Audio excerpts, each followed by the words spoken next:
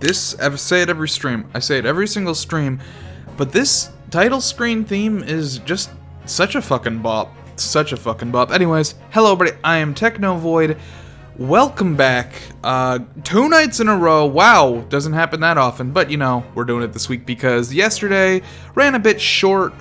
Decided to stop after the investigation. So for those of you watching the VOD for some reason, you didn't watch the last one for some reason. I don't know why you would possibly do that. But basically, we got the ability to do court stuff again after being disbarred for a while after the first game, and then Albert Hairbrain blew up a guy, and we're trying to prove that he blew him up by accident and not on purpose. Either way, he's a killer, but whether or not he's an intentional killer is up for us now to decide right now. With the return of the great departed soul, let's get right into it. Woo! Court time. Court time! I can't believe it's been 6 months since I was last allowed to work in court. And now here I am, back at the Old Bailey. Yo, what up? Mr. Naruhodo. Good morning, Professor Hairbrain. I don't understand. It doesn't make any sense. The atmospheric pressure in here is off the charts. I've never felt anything like it. It's crushing me. I feel it every time I'm here. That gravity. Well, this is Britain's highest court. But are you telling me it's fitted with some kind of device that can actually control air pressure? No. No, I'm not telling you that. I think it's probably all in the mind. Yes, well, you won't let me down, will you, Mr. Naruhodo? I'm counting on you in today's trial to save my life! To save the secret of my super high voltage instantaneous kinesis machine from being made public! Yeah, I understand. I know what I have to do. I gotta lie and cheat my way to the top. I have to establish that the explosion 2 days ago was nothing more than an unfortunate accident. Well, I'm sure there's nothing to worry about, really. Justice will prevail. My commiserations, Mr. Naruhodo. You appear to have been lumbered with a most tiresome case here. Oh. Yo, what up? Mr. Sholmes, I didn't expect to see you here. That was very mean, Runo, leaving me alone at home with Early. Took me at least an hour to wake him. Is it, are you Hairlock Sholmes? The one and the same, the only one, unfortunately. God, I wish there were 2 of them. Actually, no, 2 would probably be way too many. 2 is too many. Indeed, sir, I am he, Hairlock Sholmes. Oh, I've heard all about your exploits, even whilst living in Germany. Ah, yes, France Magazine is on sale in Germany, too. This month's installment was sublime. Your deduction in The Adventure of Silver Blaze was wonderful. Ah, yes, a memorable case indeed. It concerned a snake, I seem to recall. No, that was the Speckled Band. Well, thank you for coming. I do appreciate your support. Oh, I'm rooting for the other side, Naruhodo. Sorry to disappoint you, my dear fellow, but I'm afraid I can't stay. Oh. I have urgent business at Madame Tuspel's. You mean your waxwork job? No, the waxwork abduction, of course. Madame has engaged my services. Ah, so you're trying to get to the bottom of that ransom note, are you? The week's wages depend on it, as does the safe return of the waxwork, naturally. As such, I intend to give it my undivided attention. Oh, well, never mind then, I understand. You pay more attention to some lady instead of me, your boyfriend? I see how it is, Sholmes. Of course, with my skills of observation and reasoning, resolving the matter will be as easy as proverbial pie. Without me there, you might have some trouble, my friend. I shall return forthwith. For until I solve the case, I shall have no money to afford a pie of any description. It's unfortunate. Ooh, then you must absolutely give it your full attention, Early. I know how you get when you don't have your pie, proverbial or otherwise. Quite, Iris, quite. But life is riddled with irony, you know. Whenever I give something my full attention, I have a quite insatiable desire for a pie. One of the universe's intractable mysteries, you might say. Oh, yes, quite, definitely, absolutely, I totally understand. Is someone a little starstruck? him and Susato should make the Sholmes what do you call it? Fan club. I wish you the very best of luck, Professor Hairbrain. Yeah. Oh, why? Thank you. Before I depart, Mr. Naruhodo, a word in your ear, if you please. Word. What's this about? Oh, I just wanted to lick the inside of your ear, because I'm a freak. You missed Sholmes wanting to eat pie. As you have remarkably little grounding in science, I feel I ought to inform you. Hey, you want to fuck right off, though? As compelling as this super high voltage instantaneous kinesis hypothesis may be, a practical implementation, such as was attempted by the professor at the Great Exhibition, is quite impossible. But the professor said the demonstration was a success. Yes, it would appear that he fervently believes it was. I've read Professor Bunnybrain's paper about it too, Runo, and I have to say, he's a numbskull. It can't be done. It could barely be done theoretically, let alone practically. He's completely barking up the wrong tree. It's a wax figure. There was in the explosion, they switched in a wax figure, and the guy was gonna run away, so he was gonna pretend to be dead. But then he actually ended up getting killed in the Crystal Tower, because that's where he ran away to or something. I don't fucking know. How could such an experiment that had no possibility of succeeding in fact succeed? That's contradictory. And it's that contradiction that will be at the heart of this trial, I've no doubt. What's that supposed to mean? Wax figures. Now I must hurry along. I wish you the best of luck, my dear fellow. See you later, Early. Bye, bitch. Well, it looks like you're on your own today, Runo. But chin up, you can do it. Oh, what about you, Iris? No, I'm afraid I can't help. I have something I need to do. I see. Hehe, it's gonna be a big surprise for you when you find out what it is. What's with Van Zeke's dating negative ITQ, folks? That sounds ominous. Go to the defense of the defendant. Hey, is this the first time that we've gone into a trial without a partner? I can't think of another time that we've gone in without a partner. It's scary. It's actually not that bad. They're generally not that helpful. Sometimes Susato's super fucking helpful. We're on our way. What is that? Is that a slime with hearts? I can't tell what that is. Experiment the laws of science say possibly can't succeed, and a scientist who's convinced that it did. That's the riddle you have to unlock here, Ryunosuke. That's the key to this case.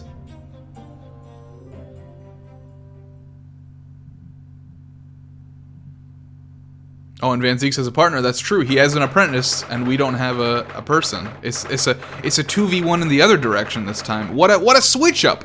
What a switcheroo! Oh no, his friend's not here. We're good. Who are we looking at in the jury? In the name of Her Majesty the Queen, I hereby declare this court to be in session. We are sitting today for the public trial of Professor Albert Hairbrain. I now call upon the counsels for prosecution and defense to declare their willingness to proceed. The prosecution is ready. The defense is ready, my lord. I'm 6 months out of practice. And what's more? Whoa! Oh my god, Susato's a ghost! Ew, spooky! Without Susato-san today. Is it just my imagination, or does the air in here feel even more oppressive than usual? So, I must say I recollect the victim of this case all too well, Mr. Odie Asmund. Mr. Asmund was well known as a financier, though that was merely a front for his diverse criminal activities. It was only a month ago that the man appeared in court prosecuted by you, Lord Van Zeeks. But the jury unanimously found him not guilty. That's because every member of the jury had been bribed by the sound of it. These powerful London criminals are prepared to go to extreme lengths to keep their freedom. But 2 days ago, on the 21st of October, Mr. Asmund met his end. The work of the Reaper, was it? You can't seriously believe in that. You're a professional, come on. If that is how your lordship would describe divine retribution, but the fact remains that Mr. Asmund's death was a direct result of the actions of the accused, Professor Hairbrain. Very well then. This is actually pretty interesting, because I feel like me and what's his face and Van Zieks are actually on the same side today. We're both trying to prove that he killed him, and I think we're both trying to prove that he killed him by accident, right? Like, I think Van Zieks and I are on the same side for once. We'll see how this plays out. Now, ladies and gentlemen of the jury, You have all been selected at random to represent. at random, huh? Let's see how they go. Oh, this a new guys, we got some new models in here. New models in the jury. Let's go. We found this. We found the hidden 16th student in the academy, the one they call the ultimate despair, juror number 1. I'm most gratified to have been selected to carry out this important civic duty, my lord. So many new models. What are they doing? Oh, they went all out. They went all out, baby. To have a man's fate in the palm of one's hand. Oh gosh, oh golly, it sends shivers down me spine. Faith, experiments, magic, conjuring tricks, conjuring trials, are all nothing more than performances. Any spurious scholar who defines reputation of science deserves to hang. The adolescent was on both sides of the fence and so on one. I said, We got 6 new jurors in one case. What is going on, buddy? We found 6 whole people that live in London?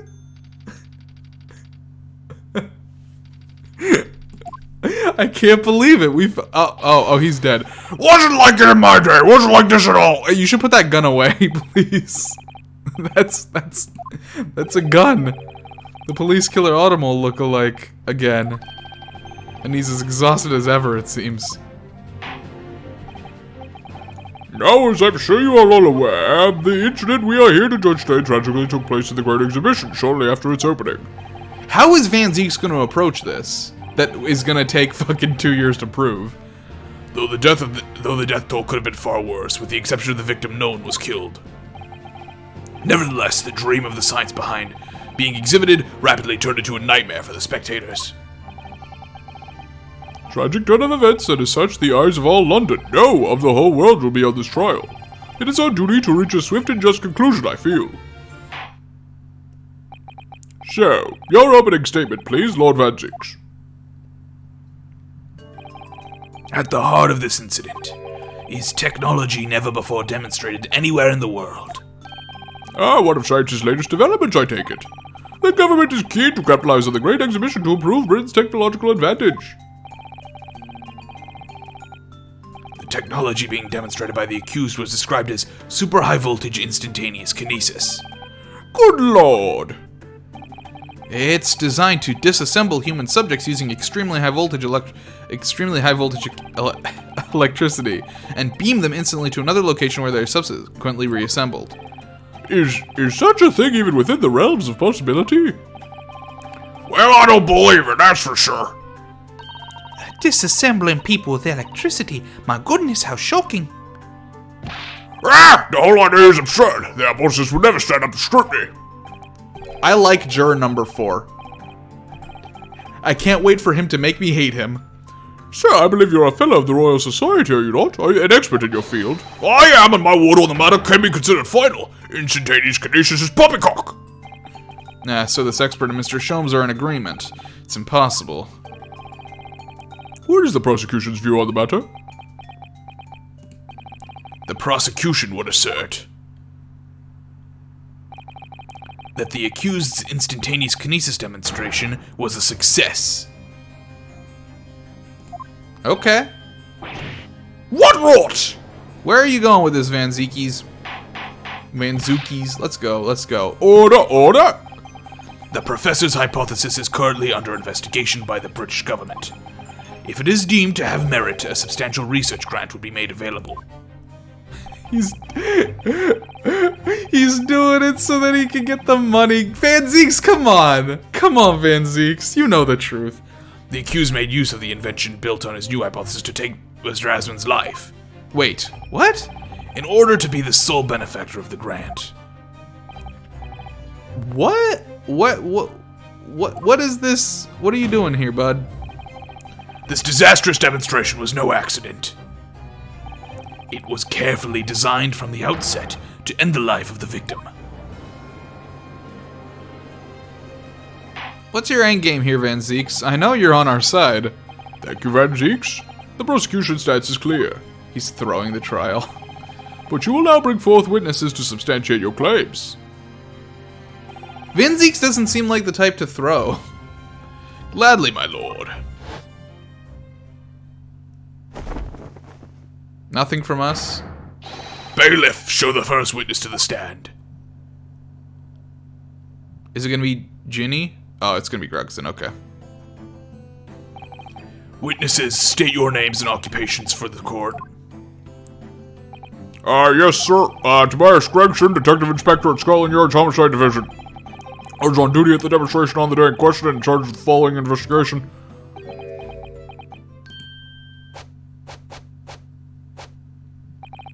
Albert Habraid is a scientist. You were born in England, but have been carrying out research in Germany in recent years, correct? Yes, that's right. After graduating from university here in Britain, I went to work in Germany and made an amazing discovery. Which is what brought me back. I had to demonstrate my incredible hypothesis at the Great Exhibition. What you demonstrated was incredible, alright? An incredible explosion. But the science was a success. The instantaneous kinesis worked. Everyone saw it. They must have done. Yes, there was a terrible accident, but the demonstration of my hypothesis was a success. Well, that much is undeniable. As shown in this photograph taken by the forensics investigation team. This was taken inside the Crystal Tower, I take it. This was taken inside the Crystal Tower, I take it. The centerpiece of the exhibition, no less. Okay, so it looks like he was shot? Is an interesting... Okay, so he's in the thing. It looks like he was shot. I mean, if he was exploded, wouldn't his body be like a lot more fucked up? That's right, my lord. Seems the victim rammed straight into it. I see. Very well, submit the photograph as evidence. Can we get like a autopsy report? Photograph of the victim. Been beamed into the Crystal Tower. It shows an apparent stab wound to the chest. As the court How are you gonna explain that one? As the court heard, the victim of the incident was Mr. Odie Asman. There have been a number of allegations made against the man, but putting them aside for the time being. He was the man who financed the research for the experiment and the demonstration itself. I see. So to summarize the situation, the defendant is accused of taking the life of the man who funded his work. Would that be correct? Exactly. But couldn't it be that the explosion was caused by some malfunction in the apparatus used for the demonstration? That's right. That must be it. My splendid machine. My poor splendid machine. You saw it yesterday, didn't you? We can't even examine the records thanks to the Special Dispensation for Scientific Equipment Act. What? The wreckage? The wreckage? But that being the case, how could the facts be established? Well, how could it possibly be determined whether this was an accident or a deliberate malicious act? Extremely simply, my lord. I beg your pardon. Isn't that right, witness? What? Sorry, me? No, your neighbor. Yes, sir. It was a murder, plain and simple. Anyone could state that with complete certainty. What? How can he possibly think that? Thank you, Inspector. I think we'd better proceed to formal testimony. You will explain to the court on what grounds you claim this experiment to have been a front for murder.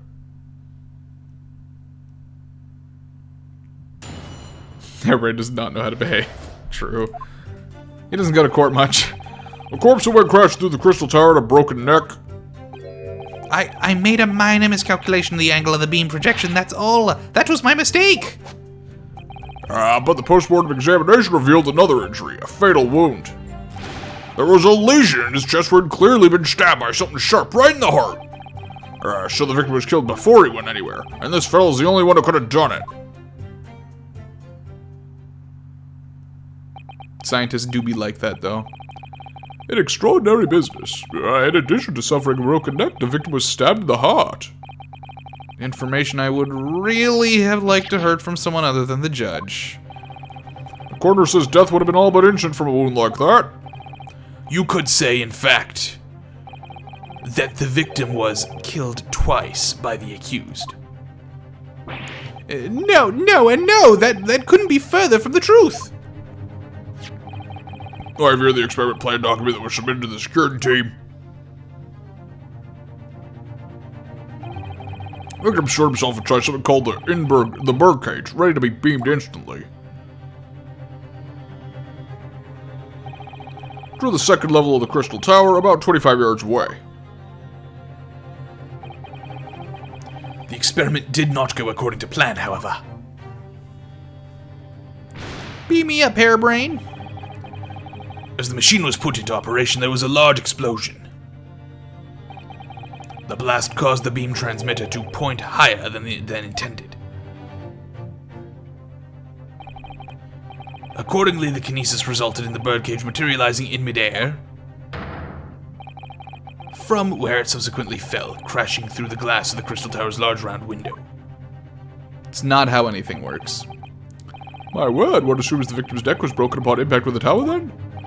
I'm so sorry. I didn't mean for this to happen. The machine was just too powerful. But honestly, really, I swear it was just an accident, a terrible accident. Unfortunately, that excuse can't save you. No, not concerning the sharp murder weapon that pierced the victim's heart. Murder weapon? What are you saying? This is the autopsy report submitted by the coroner. Prosecution would like it entered into the court record. Your request is granted, counsel. Alright, let's take a look. Stabbed with a sharp object, huh? I was there in person, you know. I saw the whole ludicrous performance.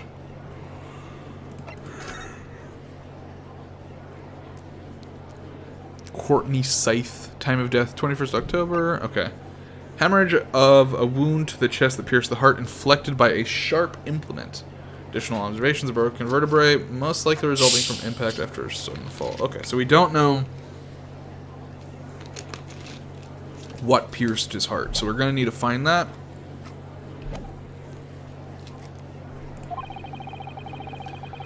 The only other person on the stage was Mr. Asman that was disgraced. Wait, and the only other person on the stage with Mr. Asman was that disgraceful excuse for a scientist. Then really, by all accounts, it must have been him. Hard to think otherwise, really. Very well, counsel for the defense. Proceed with the cross-examination, please. Oh, yes, my lord. I need to focus here. Juror 4 seems annoying. I like him. He's a man of science. He calls out the bullshit where he sees it. And then I'm sure he's going to say some bullshit when it comes down to proving...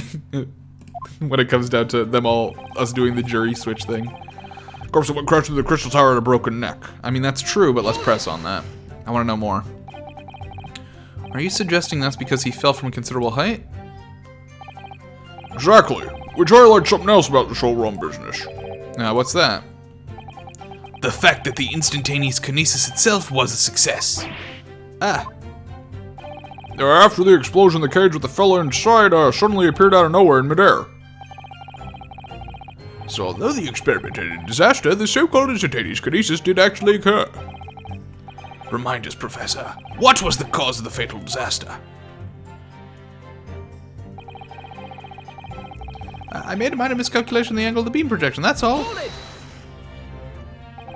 So the angle of projection is critical, is it? And you calculated it yourself, personally? Absolutely! The calculation is far too complicated for anyone but me to carry out. Only you got it wrong, didn't you? Yes, that's right. That's the point. The calculation is so complicated, even I can make a mistake. Do people fall for that brazen confidence? They should try it. I took into account the subject's height and weight, the wind direction, the ambient temperature. I considered every possible variable, so I just don't understand how this could have happened. Obviously, then you had to include the weight of the clothes Mr. Asman was wearing at the time, I suppose. Dipshit! Dipshit! Crackling garbage! The answer should have been 3! So much for safety first. The 3 must be for safety third. The post-mortem examination revealed another injury, a fatal wound. Another fatal injury, you say? That doesn't make any sense. I didn't think I'd have to spell this out, but here we go. How'd he get his way without clothes? Just because there are 2 fatal wounds doesn't mean I'm saying the victim had 2 lives to lose, does it? Too right. Now, obviously, at first we thought the bloke had died due to a spine snapping in half as well. But you're saying that's not the case? You'll get your answer once I finish my fish and chips. If you don't keep butting in every few seconds. But we all know that's a bottomless bag. The victim plummeted 30 feet into a glass tower. It would be reasonable to assume that is the cause of death. Right. That's what we all thought. But it was a red herring, wasn't it? There was a lesion in his chest where he'd clearly been stabbed by someone sharp right in the heart. The defense knew nothing of this crucial information. The prosecution received this report from the forensic investigation team only this morning. That was the first we knew of it as well. I can only apologize for the impossibility of informing the defense. Sarcastic and insincere. Thanks. So, what was the nature of this sharp object? Among Us. Boop, boop, boop, boop, boop, boop, boop. Boop, boop. Red sus, Naruhodo. Red sus, my learned Japanese friend. This. Ah, yes, that would appear to be some kind of screwdriver, wouldn't it, Couch? Ah! There he is! My trusty little companion, Andrew! Andrew. Of course! Ah, do you know each other already? He's one of my dear friends, like all my tools. Yo, Hairbrain, you really gotta get out more. I've named them all, you know. We're one big happy family. Andrew is my flathead screwdriver, of course. His brother Michael is a crosshead. Well, it would appear that your beloved Andrew has a red stain on his shank. Ah, that isn't... Wait, hold on. Yes, yeah, Hairbrain Scientist is the defendant here. We're just trying to prove that that the killing was an accident and he didn't intentionally murder the guy. That's weird. When we found this yesterday, it didn't have blood on the tip, did it, Stormy? I'm pretty sure when we found this piece of evidence yesterday, there was no blood. It's blood beyond all reasonable doubt. No. And that's not all. The long, sharp blade of this Andrew fellow is completely consistent with the victim's wound. What? What? Imagine if it was rust. Order! Now the court will enter this friend of the defendant as evidence. I can't believe Andrew is the murderer. So one of Professor Hairbrain's tools is the murder weapon. I find that hard to believe. We definitely looked at this yesterday. This is blood. Mr. Asmund's no doubt. This is the problem with looking at murder weapons. Okay.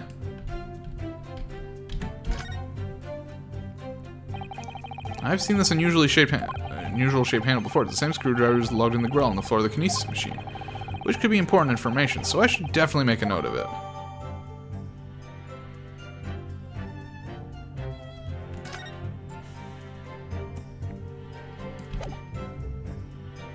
The tip doesn't have blood. I mean, I guess they're saying that's blood, which, fair enough. Ah, great. Did the pic change? I don't remember. I don't remember what it looked like yesterday. So the victim was killed before he went anywhere, and this fellow's the only one who could have done it. The absolute tip of the screwdriver? Oh, really? Oh, interesting. That's actually pretty interesting. Oh, well, there's a bit there.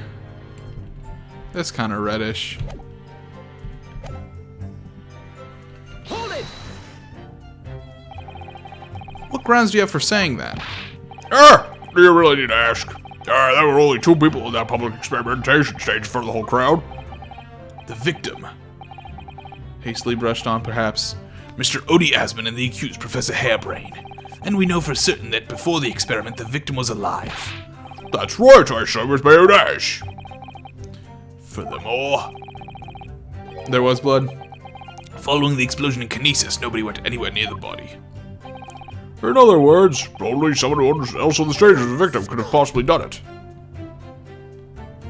Excuse me. Professor Hairbrain, do you have some information that may be relevant here? Professor! Ah, sorry!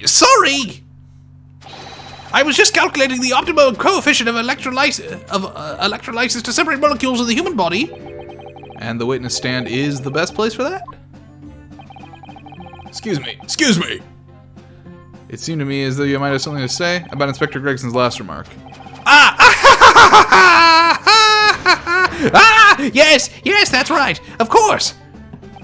He just said that nobody else could have done it, didn't he? Yeah, that's right. Who else could have stabbed a victim, eh? I don't know, but there's no way that I could have possibly stabbed Mr. Asman, as you say. Eh? Explain, please, Professor.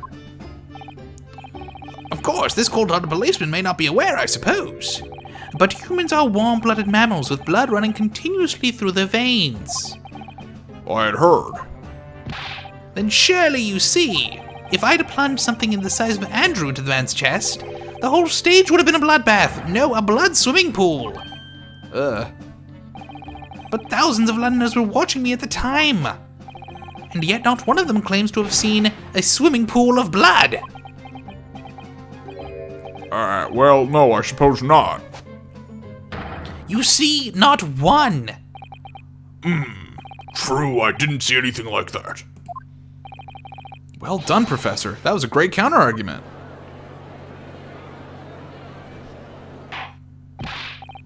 Order!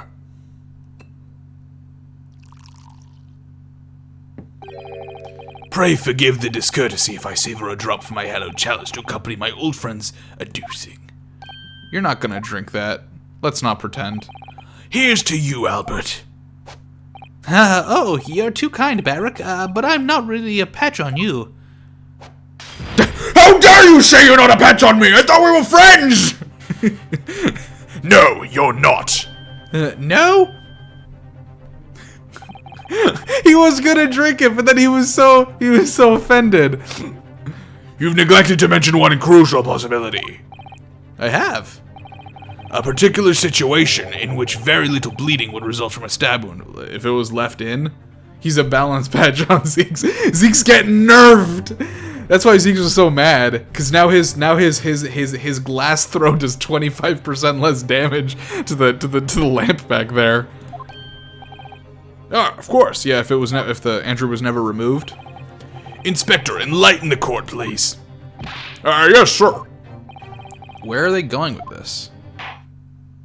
Zeke's no longer has back throw kill. No. Very well, you'll amend your formal testimony now. The weapon the victim was stabbed with must have been left in his body whilst he was beamed through the air. But it was hey, hold up though. Objection. You say that while the weapon remains in the body, there's very little bleeding. Is that unequivocal? Look, there was no blood on the experimentation stage, even though that's where the fellow was stabbed. The only explanation for that is that the screwdriver was still in his body, stopping any heavy bleeding. It's common medical knowledge, my learned friend, even on your side of the world. Yes, but about this screwdriver. The thing is, we actually saw it at the scene ourselves, on the experimentation stage. What? It was on the floor by the wreckage of the machine, poking through a metal grill. I went to pick it up, but the detective here stopped me. Isn't that right, Inspector Gregson? Now you come to mention it, yeah. Inspector, are we to understand that you permitted the defense counsel to investigate? That you contravened the Special Dispensation for Scientific Equipment Act? No, not at all. I wouldn't do that. I just let him look, nothing more. I was very clear he wasn't to touch a thing. Yes, that's true. This screwdriver was in plain sight on the stage. But it shouldn't have been, should it? What are you getting at? If this tool had still been in the victim's body when the victim was beamed away by the machine, then it shouldn't have still been in the stage. That's right. It should have been beamed across the Crystal Tower along with Mr. Asman. And still been found still lodged in the victim's chest. Yeah, so Cabellion, what the... the thing is, this guy built a machine that turns, uses high voltage to turn people into particles, beam them, and then reconstitute them further away, which, as we all know, is complete bullshit, and that's absolutely not what happened, but it's what Hairbrain is claiming happened because it's his invention, and Van Zieks is going along with it, probably because they're friends and he wants his friend to get money after he throws the case or something like that. Yeah, even Shom says it's bullshit. And juror number 4. Order! How do you explain this, Inspector? I don't. It looks as though everything that the victim had on his person moved with him when he was beamed. If the screwdriver was still in his chest when the instantaneous kinesis occurred, obviously that should have been beamed to the destination as well. You! This is a strange situation. Even though people are saying that this instantaneous kinesis is a scientific impossibility, we're still basing arguments on the assumption that it did actually take place. Alright, time to tighten the screws here. Using Andrew. My lord! My lord! If the prosecution is unable to explain this inconsistency in its argument, we can only conclude that the testimony given in support cannot be relied on. If he failed to account for clothes, he'd be beamed naked. No, I think he would be beamed with the clothes. I think the point is the angle was wrong. He didn't account for the weight of the clothes when angling it. Lord Van Zieks is stopped. The fuck? Oh, that must be Hairbrain?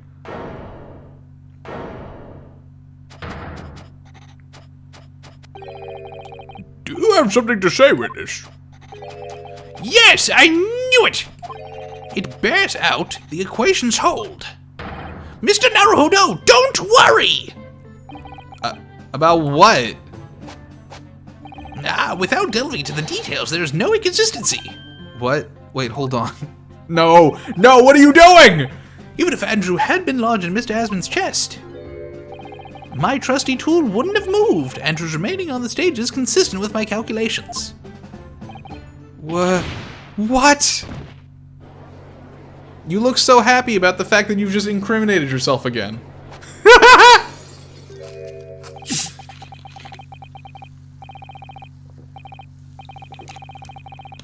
It would seem your illusions have been shattered. Clearly, we should hear the accused's explanation. Or should I say, this brilliant scientist's explanation. Just when I'd found an inconsistency in the prosecution's argument. Scientists. Those fuckers. Very well, the defendant will testify again. Provide us with a scientific explanation as to why the inconsistency asserted by the defense fails to hold. In the name of Apollo, I will, my lord.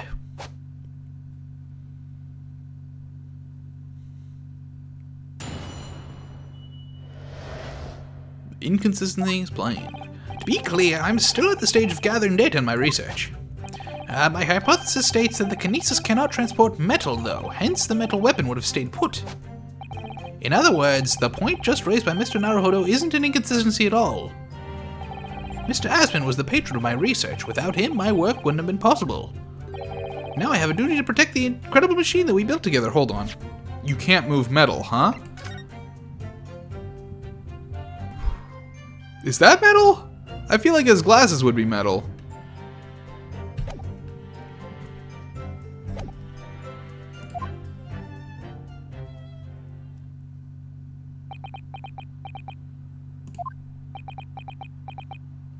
Plastic. So the thrust of your testimony, Professor, is that based upon his hypothesis, metal objects cannot be moved by this method of instantaneous kinesis. In other words, since the screwdriver is made of metal, even if it remained lodged in the victim's chest, its subsequent discovery on the stage, despite the victim being found elsewhere, is not an inconsistency. And therefore, Professor Albert Hairbrain could still have been the killer. my great hypothesis holds, you see. We had to make the cage used to contain the subject from wood for that very reason. I was not addressing you, witness. Professor Hairbrain, Yes? Whose side are you on here? I don't take sides, Mr. Naruhodo. No, no, no. My only interest lies in upholding my hypothesis. I'm a scientist, after all. Okay, cool. Alright, guy's guilty. Everyone, let's go home. He totally murdered him. His hypothesis holds. Bye. Is he working for us or against us? It's very hard to tell. Let's see how you cross-examine this testimony, my Nipponese friend. Yes, fire away, Mr. Naruhodo.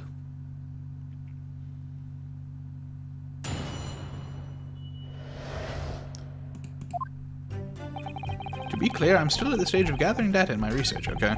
Hypothesis states that kinesis cannot transport metal, though, hence the metal weapon would have stayed put, okay. Hold it! Your hypothesis states it, so it isn't proven then. No, of course not. It's merely a hypothesis, but a good one, based upon thousands of calculations. But it is widely known that metals can't be decomposed by electrolysis. Yes, of course. So I am right. My hypothesis is clearly correct. What is it about incriminating himself that makes this man so happy? It's the whole reason that the birdcage is made of wood, you see. Sorry, the birdcage? We've been over this. Yes, that's what I call this Obutsa cage in which Mr. Asman was placed for kinesis. The iron and blood not be transported? True.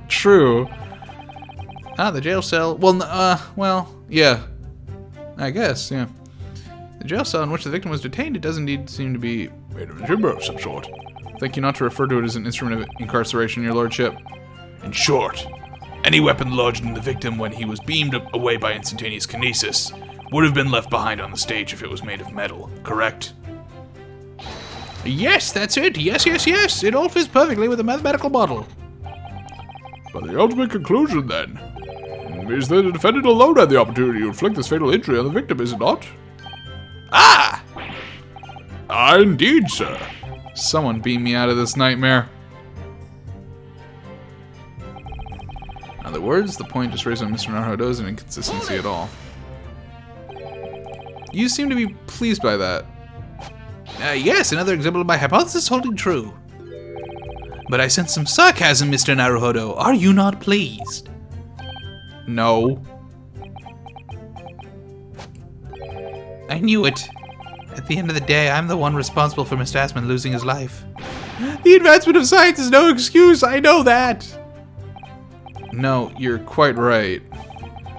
Tell the court, did you have a close relationship with Mr. Asman? Oh, well, no, not really. I mean, I'd only met him 2 or 3 times. And we only ever discussed my hypothesis in the project. And the research grant, of course.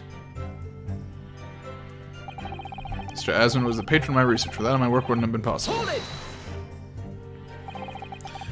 How do you come to know Mr. Asman in the first place? A year ago now, a small provincial science journal had published a little paper about my work. Man, it really was a small journal, huh? You're not kidding about it being small. That's a scientific journal. Good gracious, I should need new spectacles. I might have had an extraordinary hypothesis and a great promise, but at the time I had no money. I had to eat tiny little metals at a tiny little cafe, tiny little meals. You had to eat tiny little metals. A tiny little cafe, drink watered down water out of a tiny little glass. But Mr. Asman read the paper and came to visit me in my tiny little laboratory. And offered you money to help fund your work? Exactly, that's exactly what happened. I handled the theoretical side of things, and Mr. Asman provided me with an engineer for the practical. And the 3 of us produced that fantastic machine together. Just the 3 of us. The machine that brought you to the Great Exhibition to demonstrate. We had to apply to the government for some sort of inspection to be allowed the exhibit, I think. I didn't understand all that side of things. Mr. Asman took care of all of it. He was a wonderful man. Really, I owe him everything. I have a duty to protect the incredible machine that we built together. Okay. Let's press on the first thing. Hold it! And yet your retort to my argument wasn't lacking in confidence in any way. No scientist can find the truth without first finding self-belief. Those were the words of a certain scientist I hold in very highest esteem. But you realize that disproving my argument puts you in a very precarious position, don't you? No scientist should strive to protect himself more than he strives to protect the truth. More words of the same great scientist, you know. Words that are causing me a lot of trouble. Who is this scientist? I'm afraid I couldn't tell you, Mr. Naruhodo. But as soon as I remember the magnificent genius's name, you'll be the first to know. It might be worth keeping the names of your idols to mind. You're wasting your breath, my learned friend. This scatterbrain even forgets my name at times. What is it, like Bon Zooks? Something like that? You're Bone Zooks, right? Slaughter Van Zeeks really did have a friend once, but I didn't notice hell freezing over. Worth pressing for that. Hold it! When you say that you built a machine together, does that mean you are involved in its construction? Yes, well, not exactly. I'm not good with the practical side of machines myself, so the physical construction was done by an engineer. Little remains of your creation now, though, following the explosion. Repair will no doubt be impossible. Yes, I realize that, but still. If someone were to gather all the broken parts, they could discover the secret of my hypothesis. Naruhodo has visited Hell Canon, true. But Mr. Asman and I toiled over that machine for so long, we put our hearts and souls into it. I have to protect our work. So what's left of the machine must be kept safe. That's only fair, because what happened was an accident. Okay. That's the extent of the testimony then. Thank goodness for that. I don't want him doing any more damage. He's already basically proven that he could have been the culprit. But it seems as though all he really cares about is defending his hypothesis. Still, I wonder, what if his hypothesis is just fundamentally flawed?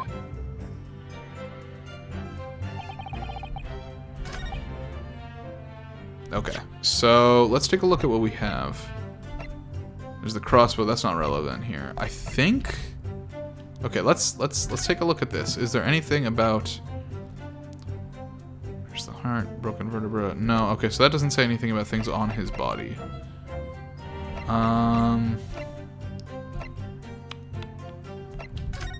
Anything in here about it? Did we ever read this? Every article on the front page is news about the Great Exhibition. Public experiments to demonstrate brand new scientific ideas, cultural exhibits from around the globe.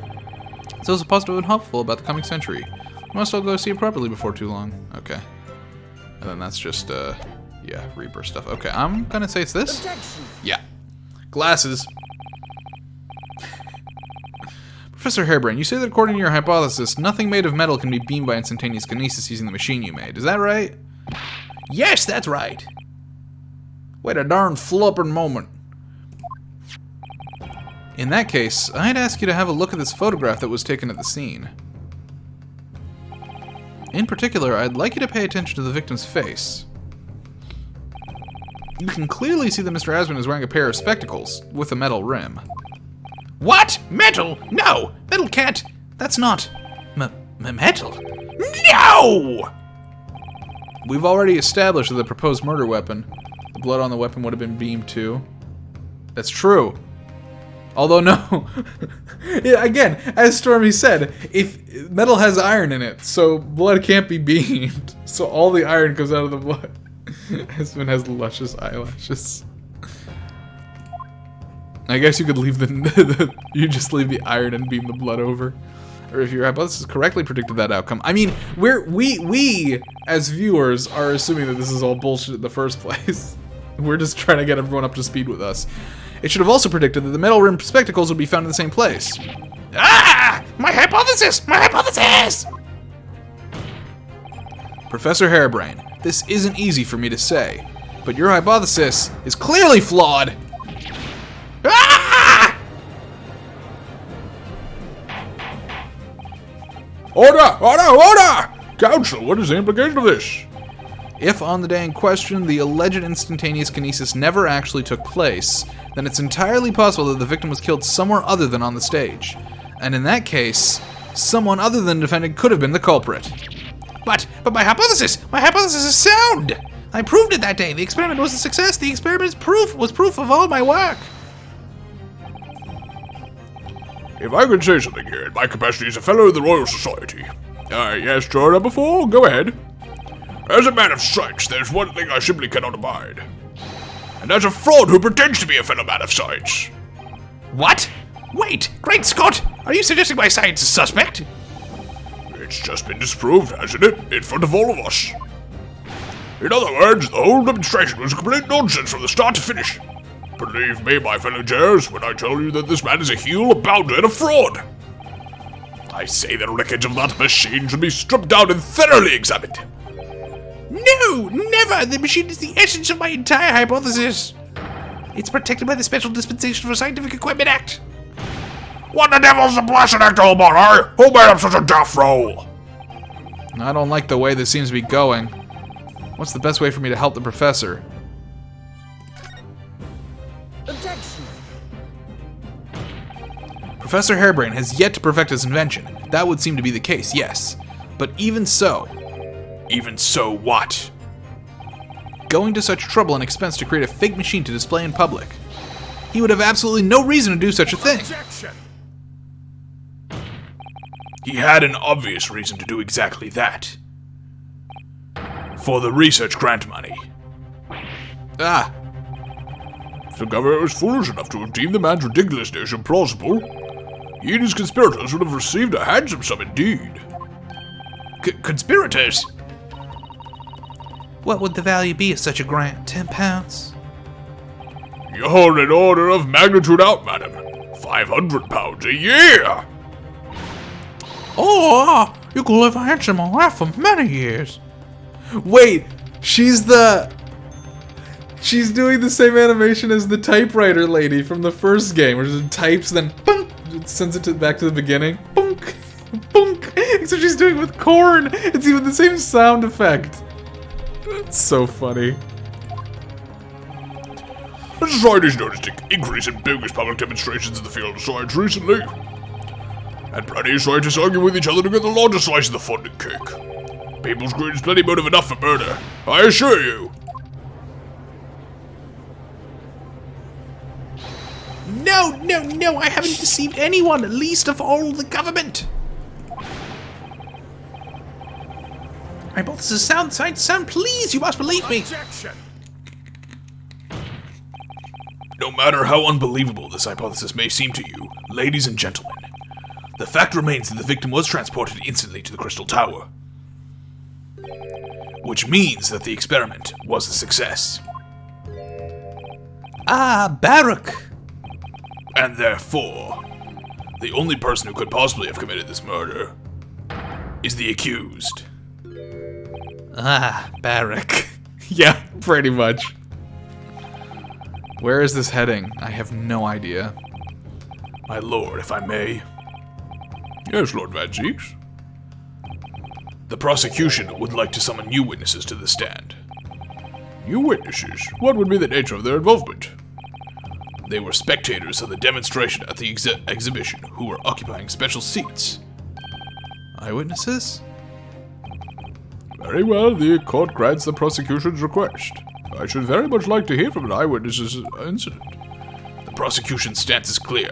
This experiment was no pastiche. The accused killed the financier victim there on the public stage before the very eyes of the spectators. Now, my learned friend. Oh, yes? It's time for you to make your own stance clear. There's clearly a flaw in the professor hypothesis. I can definitely see that. But where does that leave me? We shall take a short recess now, during which time the prosecution will prepare its new witnesses to take the stand. As you wish, my lord. Good. In that case, court is adjourned for 20 minutes. Damn, is that already done with part 1? How long have we been going for? 54 minutes. Okay, it's been about an hour. That felt short. That felt like a short part 1.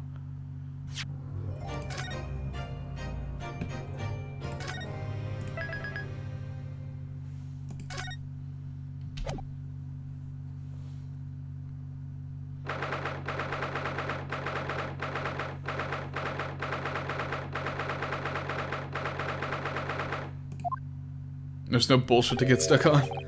Mr. Naruhodo, what on earth were you playing at just now?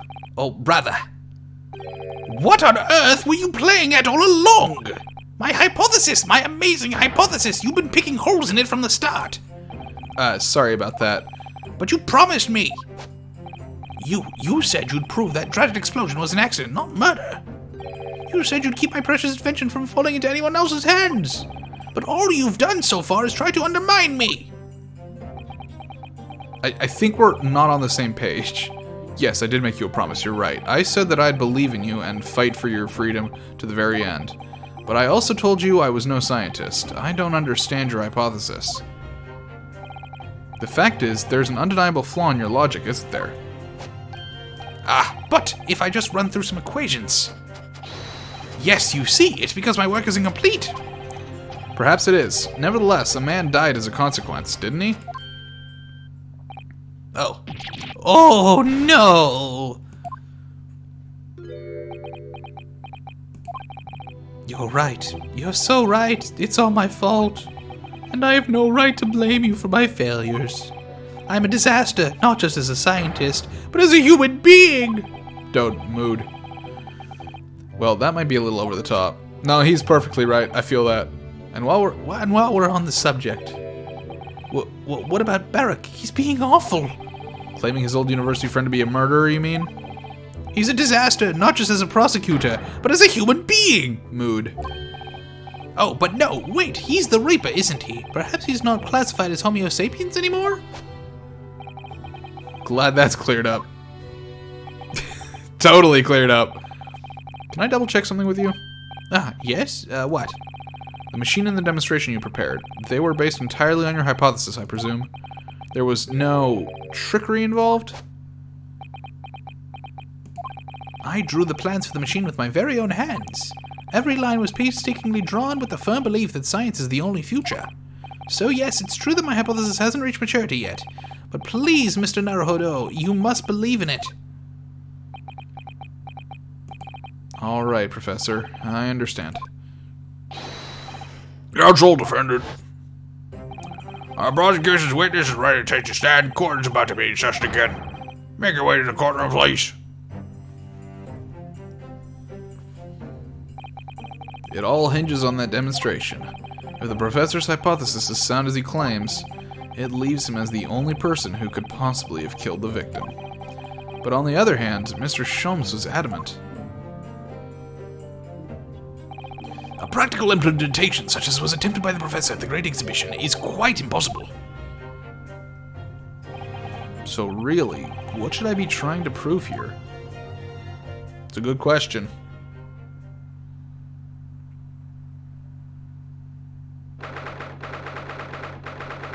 Are we get Ginny up?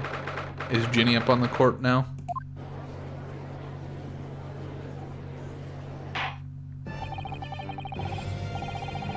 In the name of Her Majesty the Queen, I present to reconvene the court. Words. Counsel for defense prosecution, are you ready for the new witnesses to testify? Prosecution is ready, my lord. Sholmes' max charisma, medium int, fucking whiz dump stat. As is the defense, my lord. So, Lord Mancheeks, I believe these ex-witnesses saw the demonstration on the day in question with their own eyes. Indeed they did. As luck would have it, one of them is a police detective. So the testimony we are about to hear can be considered highly reliable. Perfect. A detective of all people. The prosecution's stance remains unchanged. Though it ended in tragedy, the demonstration on the day in question was scientifically sound. And consequently, the sole person with the opportunity to have committed this act of murder is the only other individual to have been present on the stage at the time, the accused. Thank you, counsel. The prosecution's position is clear. So bring forth your witnesses now. Bailiff, show the witnesses in. The witnesses whose proximity to the incident on the day in question will clarify the truth unequivocally.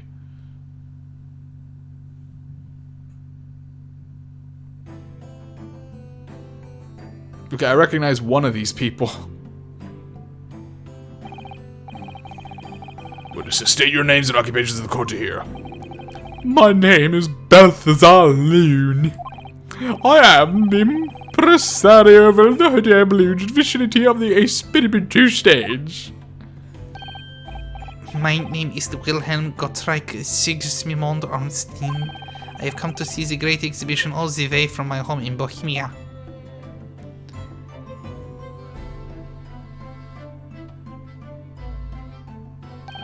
I'm very rich. Inspector General Lestrade, Scotland Yard. I'm a great detective. Even Airlock Sholmes agrees. I was on security duty at the exhibition, and I got to go up in one of them balloons. It was amazing. Mein Gott, a little German boy. Gina, again. But she did mention that she'd seen the disaster from up in a balloon, actually, didn't she? And she clearly loved every minute of it. There were 3 balloons flying near the public experimentation stage when the incident occurred. 2 of these witnesses were in one such balloon at the time and saw events unfold from the skies above. You make it sound like they were in the clouds. It was only an altitude of circa 60 feet, very low. Well, you can't see nothing if you fly too high, can you? 60 feet. About 18 meters, then. Thank you for your introductions, and thank you for your quick maths, Naruhodo. Kindly describe exactly what you witnessed, especially those of you at a vantage point above the stage. That's whale length. The view from 60 feet up. It was an incident terrible. I am only grateful that my balloons were not damaged. There's this huge bang from the stage, and the next second another bang in the sky behind us. And from amid the smoke, a cage appeared out of nowhere. The cage, it fell from the sky like a stone and crashed into the crystal tower.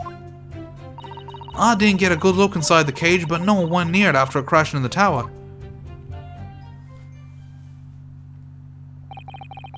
Most extraordinary collective account, I must say. Could I just clarify something? There's a detail in the witness's testimony that I've not heard any mention of until now. Specifically that there were 2 explosions? More precisely, 2 explosions in 2 separate places, yes. When the demonstration began, the balloon carrying the 2 witnesses was around here. There were other balloons in the air nearby at the time carrying other passengers as well, to be clear. Then, as power was supplied to the machine for the demonstration, the first explosion occurred. The so-called birdcage that contained the victim disappeared from the stage, and a moment later, the second explosion occurred directly adjacent to the balloon carrying the witnesses. The birdcage appeared at the site of the explosion, subsequently to plummet down into the crystal tower. I was very surprised. Suddenly a cage appeared in my eyes with a person inside. The blast was so hot, but I didn't want to miss a thing, so I kept my eyes wide.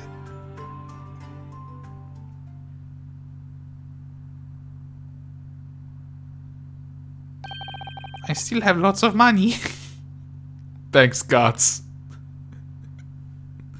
Also, I just want to say, I'm guessing that by the end of this testimony, there's going to be 50 balloons on the roof of this courtroom. We're going to fucking fly up into the sky. Mein Gott, he's rich! Precisely who is this curious infant? I'm told he is a young noble of Bohemian royalty. Apparently, he disguised himself in order to steal a notice into the great exhibition. Yeah, I'm here in London on the sightseeing trip with my elementary school. We will have the benefit of a child's point of view in the testimony. That's a good thing. Do we really need that? When I remove my mask, this is what I look like. Ah, yes, I see. A delightful face, I'm sure. Yeah, everybody says so. Because I'm rich. Great disguise, then.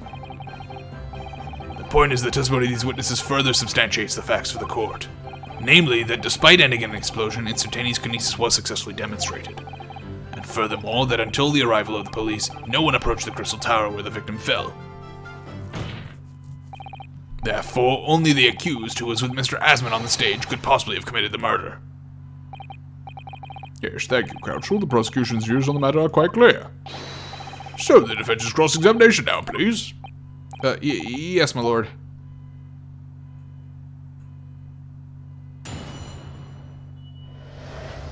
The view from 60 feet up. It was an incidente terrible. I'm only grateful my balloons are not damaged. I don't really think I need to press on that. There's this huge bang from the stage, and the next second, another bang from the sky beside us. So you actually saw the... you don't think he's throwing it? Yeah, I don't know what's going on. You actually saw the accident happen from up in the air. I mean, I hope he's just looking for the truth. Yup, in an amazing world detective gets to do, eh? I'm telling you, Otto, being a lawyer's a mug's game. You should join the force and we can go flying together. You know me so well. Yes, well, anyway, could you tell us exactly what you saw, do you think? Everything. We saw everything because we were up above it all. That dodgy cove climbing into the cage, and that dodgy professor pulling all them levers. And that's when it happened. That's when there was that massive bang and the cage disappeared. Just like that. You are describing the moment the subject's body was decomposed by electricity, I believe. I didn't know what to make of it. But then there was another bang, right at me. Looked around and there was a huge great fireball right next to us in the sky. There was nothing there before. Excuse me. Master Gotts, does your memory of the day differ?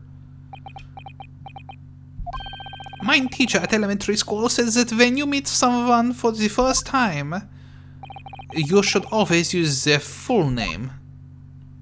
Ah, yes, what was it again?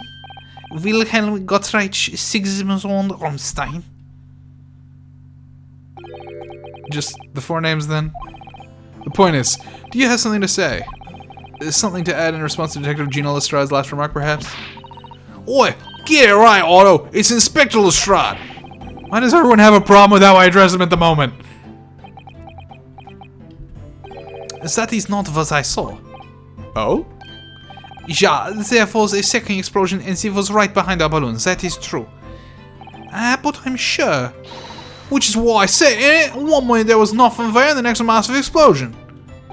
And my teacher at elementary school says when someone else is speaking, if you are rude enough to interrupt, you will have the most awful life imaginable. Are all Bohemians brought up to be so full of joy? And I am very rich. This guy is making a pretty penny. Just before the second explosion happened next to our balloon, I clearly witnessed a green balloon flying in the sky. A green balloon? Hey, you what? I never saw nothing like that. Interesting. A green balloon in the sky and an explosion, huh? I may have some proof of that.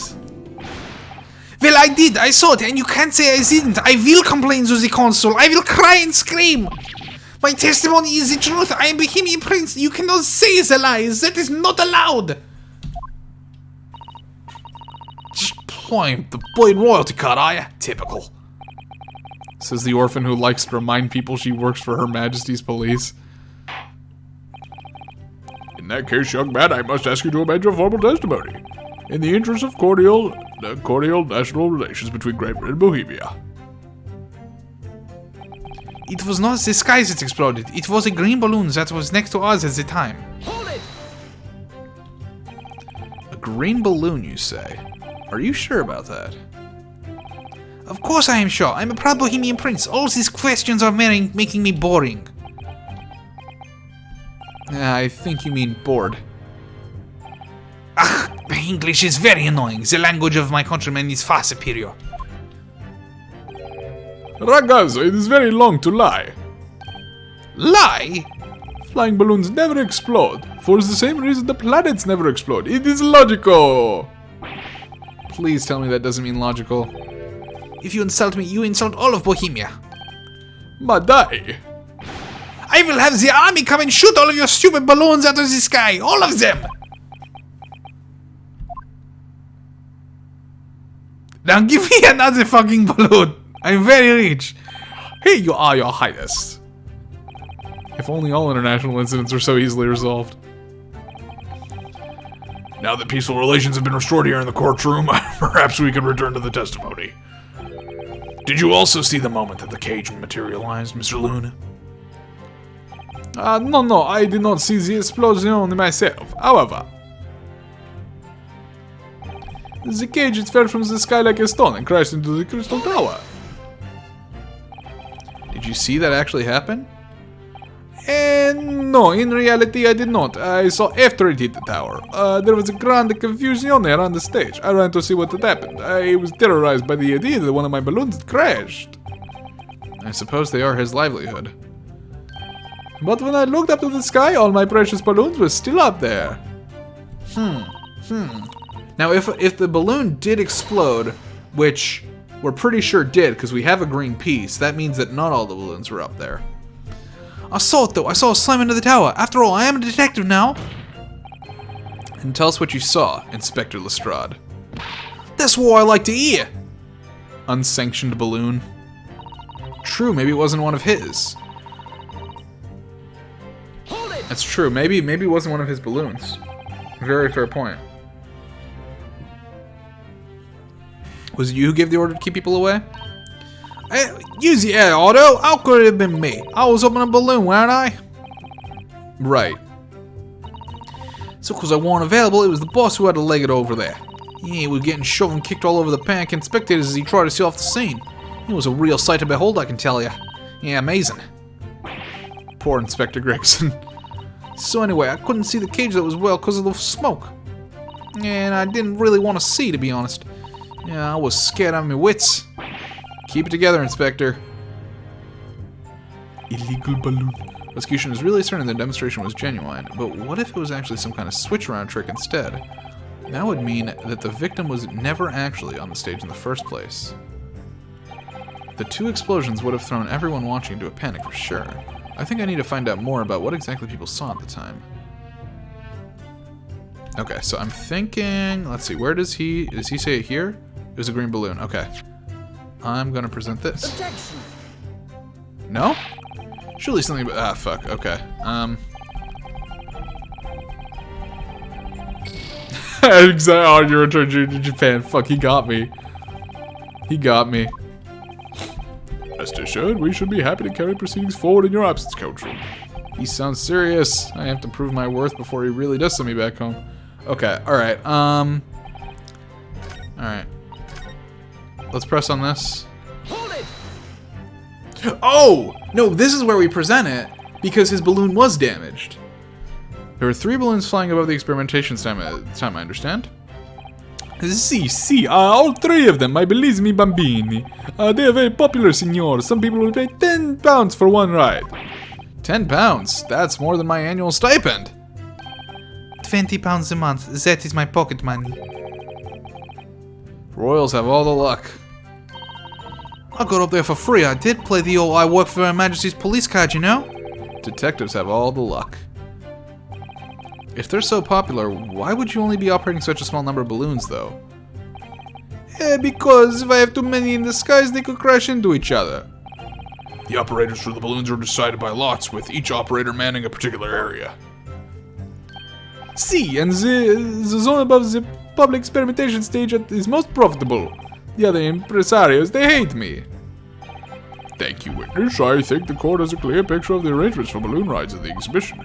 Please can you hear more about what you actually witnessed of the incident? Right, I can fill you in there, my lord. Alright, so... Okay, so... Yeah, the huge bang. There was a green balloon. Cage fell. Didn't get to go look inside. Okay. Okay, I think... Do we have any proof? We don't have any proof that this is from a green balloon. Objection! Okay. Good enough. Don't need to prove it yet. Oh, I'm blurry. Blurry void. Mr. Luna, in your testimony, you said that all 3 of the balloons you had operating at the time were undamaged. Si, that is correct. If they hadn't caught in the explosiones, I would have been terrible. I wonder if you might know what this is. I think it may be, part of a balloon, a burnt piece of the fabric of the envelope. Sorry? The envelope? Pardon, that is the large round part of the balloon which becomes filled with hot air. It is made from very thick fabric lined with rubber. You do not want it to rip when you are in the sky. Just as I thought. This piece of cloth was found near the experimentation stage. In other words, as Master Gotts testified, The green balloon didn't indeed explode that day. If all the balloons in the sky above the experimentation stage belong to you, Mr. Loon, then your statement that they were all undamaged is clearly contradicts the evidence. No! Oh shit, all his balloons are gone. The balloon exploded that day. Why didn't the man say so? Maybe everyone on board was killed. Oh no, having just spent 10 pounds for the experience, so awful. Seems to me like those things crash 50% of the time anyway. Objection! The instantaneous kinesis did occur, but after the explosion on the stage, the point of the materialization shifted to a location occupied by a balloon. Causing the balloon to explode? Yes, evidently plausible. An unfortunate traffic accident, as it were, but it changes nothing about the pertinent facts. This I cannot accept! Why not, Mr. Loon? You are suggesting that I am a liar! That persons died in the balloon incident! There's no need to get fired up, Mr. Loon. Nice wordplay, Van Zeeks. I can appreciate that. The victim was the sole fatality that day. That's right, and I prove it! Balthazar Loon is not a liar! There is no such balloon in the sky! It is non-possible! You're saying it's impossible. Why? This court has more important matters to discuss than the number of balloons that were operating that day. Aye! But we can't ignore the fact that nobody appears to have known anything about this other balloon until now. My lord. The defense calls for further testimony from Mr. Loon. I concur. There is clearly more to the truth here than meets the eye. It's imperative that we clear up the issue of this phantom balloon, I feel. Witness, you will give supplementary testimony about the balloons you were operating at the exhibition. Grazie, my lord.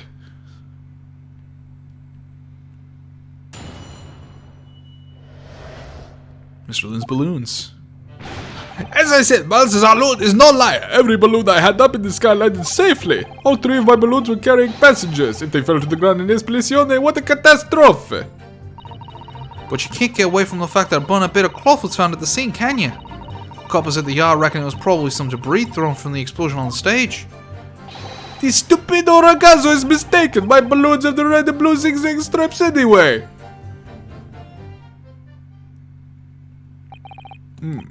So your assertion is that the balloon this child saw was not one belonging to you? Si, exactamente. Even if he saw a balloon in the first place. I do not like the sound of it. It is very bad for business. I have a good mind to sue the land of Bohemia. If you attack us, we will fight back. It will be war, all out war.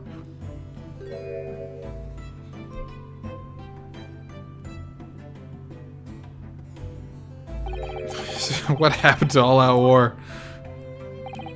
Mr. Loon certainly doesn't appear to be lying, but that doesn't change the fact that the testimony and evidence are contradictory here. If the defense is unable to find fault with the witnesses' statements, the court must consider them the truth. Think long and hard on that, my learned friend. The situation has clearly changed now. I have to get to the bottom of what happened here, no matter what it takes. Counsel, you may now cross-examine the witnesses. Okay, so we have 3 statements, right? Alright, Mr. Loon's balloons. Alright, we have said Balthazar Loon's no liar. Every balloon I had in the sky landed safely. I believe that. All 3 of my balloons are carrying passengers. If they fell to the ground in an explosion, what a catastrophe. But you can't get away from the fact that a burned old bit of cloth was found at the scene, can ya? Coppers of the yard reckon it was probably some sort of debris thrown from the explosion on the stage. This stupid roadcast is mistaken. Balloons have the red and blue zigzag stripes anyway. Okay, alright, let's see, what's worth pressing here? Every balloon, okay, so we pressed that, I think, just to double check. Couldn't have just forgotten one, maybe? Signor, I might not notice if I was given 100 lentils and one was missing. But we are talking about 3 enormous balloons. How do you believe I could make a mistake about something so grand and expensive? I took the liberty of having Inspector Gregson check this gentleman's warehouse. I have the report here. It clearly says a total of 3 balloons. It would appear that no mistake has been made then. Surely Miss Lestrade could have been set for such a menial task. What? Me? Yeah, I'll tell you what told the boss. He think kids like me can only count up to 2. Obviously that ain't true, but the boss bought and said he have to go himself in that case. So fucking funny. Good job. 3 of my balloons are carrying passengers. It would be quite a catastrophe if they fell to the ground for any reason, I think. On that note, Mr. Loon, tell me, what is it that keeps these balloons in the sky? Are you an idiota? Sorry?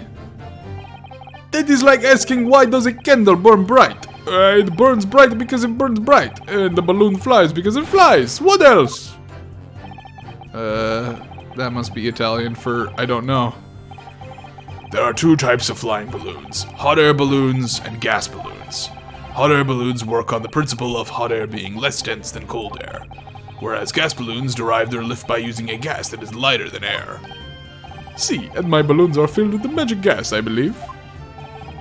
Hydrogen, lighter than air, but highly explosive. Good lord!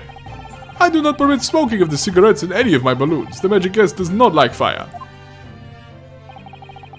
Even a small spark of static electricity could cause the entire balloon to explode. What is the matter with you, senor? All that comes out of your mouth is explosione, explosione. Also, if he clearly uses hot air balloons because the thing on his hat has a flame going up into it, right? Or is that hydrogen? You have to be or I cannot eat. None of my balloons exploded that day, I'm completely sure. But if you still say this is what happened, you must show me proof.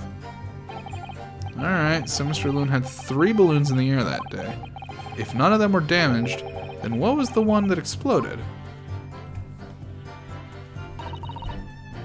Okay, so yeah, that was found. We did find that. I was surprised to find the piece of fabric still at the scene, actually. He spells his my jokes. Didn't you search for the area surrounding the stage of clues? Nah, I'm not into picking stuff up off the ground, mate. Always works out way better. Diving into people's pockets instead. So much for the new career path. Mind you, the boss was on his and knees picking up all kinds of rubbish from the floor. Thing is, though, Cage went crashing into the Crystal Tower, didn't it? So that's why most of the investigating was going on. Even so, I would have thought someone from Scotland Yard would have gathered it up as evidence. Yeah, Cole, listen to you. You stumble across a bit of balloon and suddenly you're the best investigator in the world. Pardon? Well, you ain't got a badge, are you? Like this one. I could arrest you with this if I wanted to. I wouldn't put it past her. Going to think of it. Yeah, there was talk of some scorching on the ground at the meeting we had about investigation. Hold it! There was considerable damage to the stage and surrounding area, wasn't there? Yeah, some of the ghosts while we were watching the experiment were caught in the blast and injured. Yeah, good on the old contraption didn't keel over, eh? I hadn't even considered that. It seems there was great panic after the incident occurred. Nevertheless, the police shouldn't have missed a torn piece of the envelope from a balloon. Inspector Gregson can expect repercussions. Like me swiping all his fish and chips, eh? The man's sole pleasure. None of this matters. That scrap of balloon envelope means nothing. Niente. The stupid ragazzo is mistaken. Okay, now this is huge. Now this is a really big statement, because this is a green balloon. You mean the colors are on? I see, senor. I do not have any green balloons in my warehouse. And yet, a piece of green cloth was found at the scene, and it's unmistakably from a balloon. Well, I do not know how that can be. For the sake of argument, let's say that a green balloon did explode above the stage. You couldn't therefore conclude that it happened on the day in question. Why not? There have been recreational balloon flights over Hyde Park operating from before the Great Exhibition. One could have exploded on some earlier date. Unfortunate, as I'm sure you'd agree. You believe it may have just been from some earlier balloon accident that predates the exhibition? Si, exactamente. As the senor says, it's not from one of my balloons. Clearly this little ragazzo from Bohemia is mistaken about what he saw. Excuse me. Is something wrong, Master Gotts? It's Master Wilhelm Gottreich Simon Zornstein! It was on the tip of my tongue. Yeah, something is very wrong. I know what I saw. There was a green balloon there. I swear it all over Bohemia. You can speak as much bad language as you like, but it changes nothing. If you do not have evidence, ragazzo, then I must tell your parents to punish you, eh?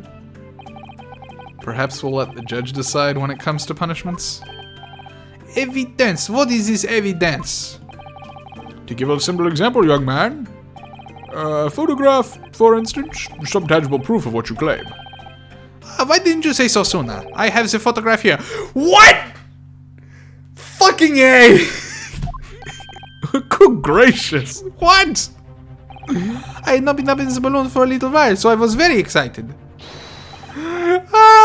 I took lots and lots of photographs of the Crystal Tower, of the Bohemian experiment, of the streets of London, of the hot eel sellers, the balloon. And the instantaneous kinesis experiment? Did you take a picture of that? Yeah, one picture. Really? You did take one? But all I wanted was a ride in the balloon. I was not interested in boring experiments. Never mind that. Can you show us that photograph? Of course. Then you will see. You will see that I'm not lying. That I really did see a green balloon.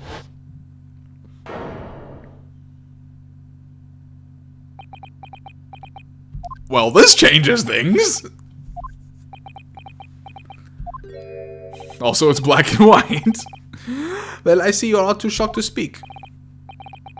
Yes, I think shocked is indeed the word, young man. Yeah, perhaps you cannot see what's a green balloon from this photograph, but that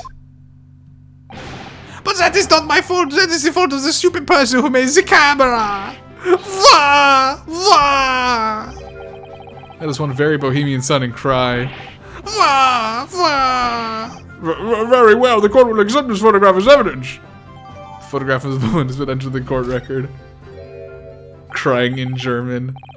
It's not my fault. It's the fault of the person who made the camera. Man, I will say, these three people on the stand right now are all very fun to voice. I'm really enjoying it.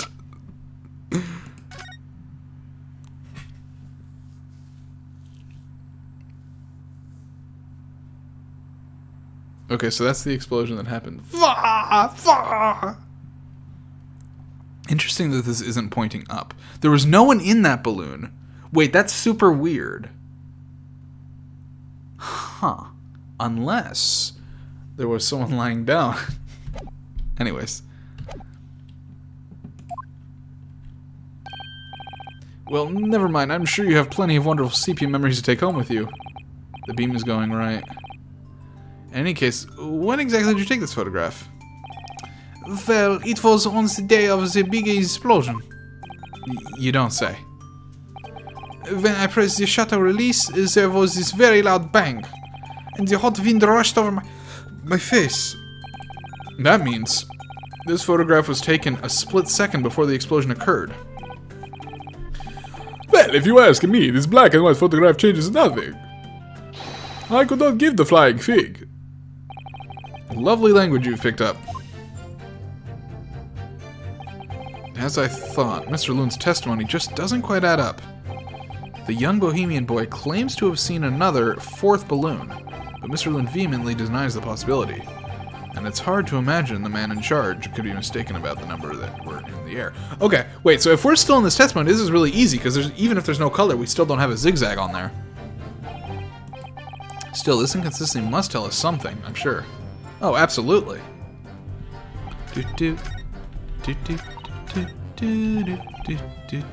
Blues had the zigzag. Well, regardless of color, I'll tell you what, can't see no zigzag on that. Objection. Wait, really? Wait, fuck, what? There's no zigzag. Wait, hold on.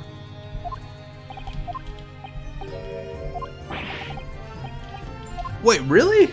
Examine it? I thought, can we? Okay, first of all, let's save, because apparently I'm fucking idiot. I didn't realize I was fucking idiot here.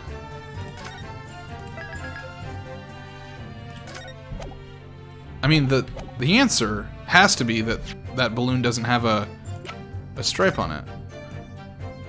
Oh, I guess we can't see the stripe from here, huh?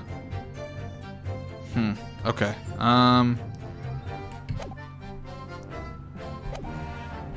Okay, maybe that's not the answer. Coppers in the yard, probably some debris.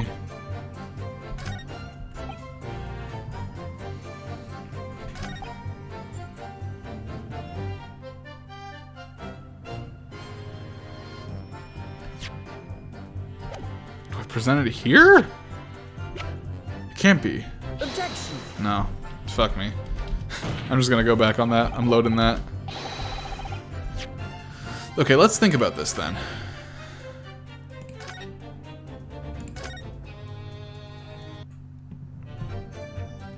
Okay, so let's see what we have.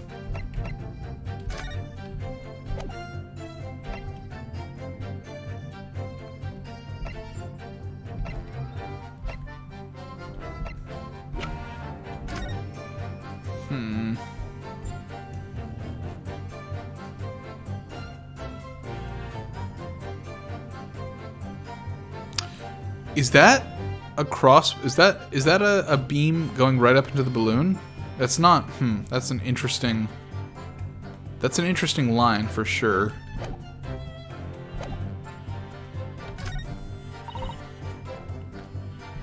Okay, so we pressed everything already.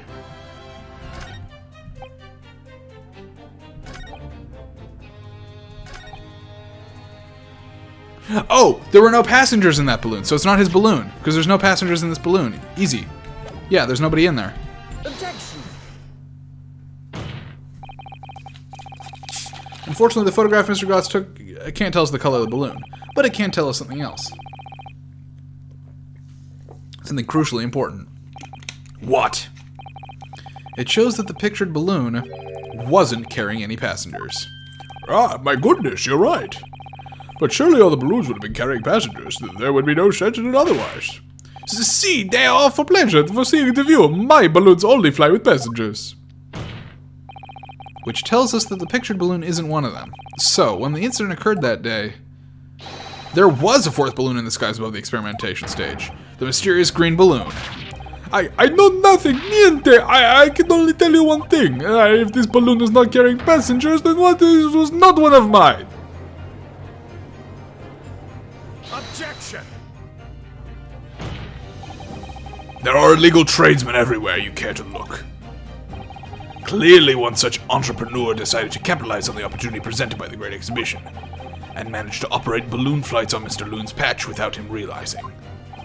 See, the competition, they're trying to steal my profits. What are they profiting from? There's nobody in there. I did not notice because of the very experimento that went wrong on the stage. This fourth balloon exploded at the very same moment Mr. Asman was beamed from the stage below. Right, so them scraps fell to the ground after and left him scorch marks. They ain't come from the stage at all. It was bits of the balloon raining down. Because no one was in it, it didn't get no attention. The mysterious fourth balloon carrying no passengers, silently floating over the experimentation stage. Objection! That's where the guy fell down from. This photograph shows us nothing more. The stray balloon carrying no one and operated by some rogue trader. Clearly it has nothing to do with the case. Its relevance does elude me, I must say. The court has seen sufficient evidence and heard ample testimony already. The prosecution calls for this trial to be concluded.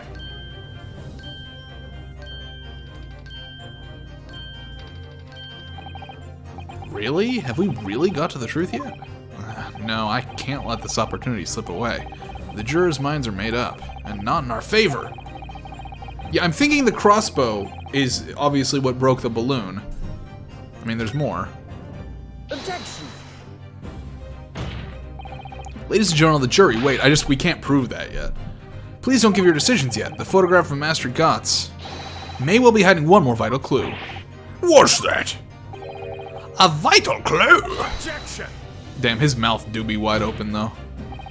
We're well past the point of mere possibilities. It's time for definitives now, so tell the court. What exactly does this alleged clue in the photograph prove? The cause of the explosion.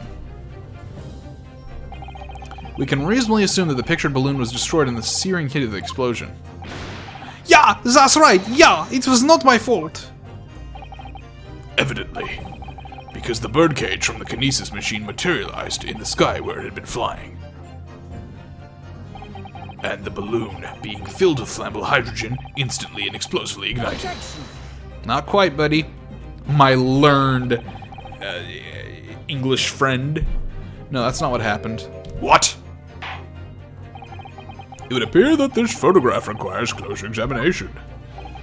Counsel for the defense, you will highlight the location of this alleged clue in the photograph for the court. Of course, my lord. If you look closely, it's plain enough to see. And what's shown is linked to another piece of evidence we have, in a way that leads to an unbelievable conclusion. A clue that heavily suggests the real reason the balloon exploded is... it's right here, baby. Take that! The timing of this photograph can only be described as miraculous. If you look, you'll notice there's a bright white line that appears to point directly at the balloon. Most likely a ray of light caught incidentally on the film. I'm afraid I can see nothing of the sort. If you look with a magnifying glass, my lord, it becomes clear what the nature of this bright line really is. Goodness, what is that? Undeniably some flash of light, yes. Oh, golly, do you think it might be lightning? But it couldn't have been a fighter day. I believe we may be looking at fire. A bolt of fire heading straight for the balloon, like an arrow. Indeed, even to my aging eyes, it would appear to be a flame of some sort. My word, are you suggesting this flame struck the hydrogen gas that filled the balloon? Objection! That's absurd! The balloon would have been 60 feet above the ground at the time. No flame could possibly have reached such a height. Objection! I have evidence that you do not, because I went to the crime scene, you bitch. Actually, it's my opinion. The particular piece of evidence found at the scene reveals how that is exactly what did happen. What evidence? Dan Seeks, how does it feel to be the bitch in the courtroom? Which evidence explains this mysterious streak of flame that appears to be headed directly for the balloon? Take that! This was found hidden at the foot of a small ornamental tree near the scene. Good lord, is that a crossbow? An arrow dipped in oil and set alight could have been shot from this weapon, sending a flaming arrow straight into the hydrogen-filled balloon. Are you suggesting that crossbow was used to deliberately... Blimey, you're right! That streak of light in the photo looks just like an arrow, doesn't it? And then the esplosione of the balloon, it was... Very likely the result of a flaming arrow from this crossbow igniting the hydrogen gas inside it. No!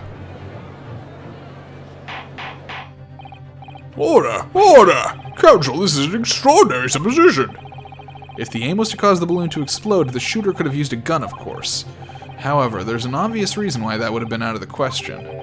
The noise of the discharge? Of course. That's right.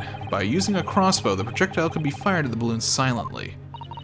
Well, yeah, if someone had shot a gun off in the exhibition grounds, it would cause a real panic. But with the big esplosione, there was a very big panic anyway, no? I don't like this.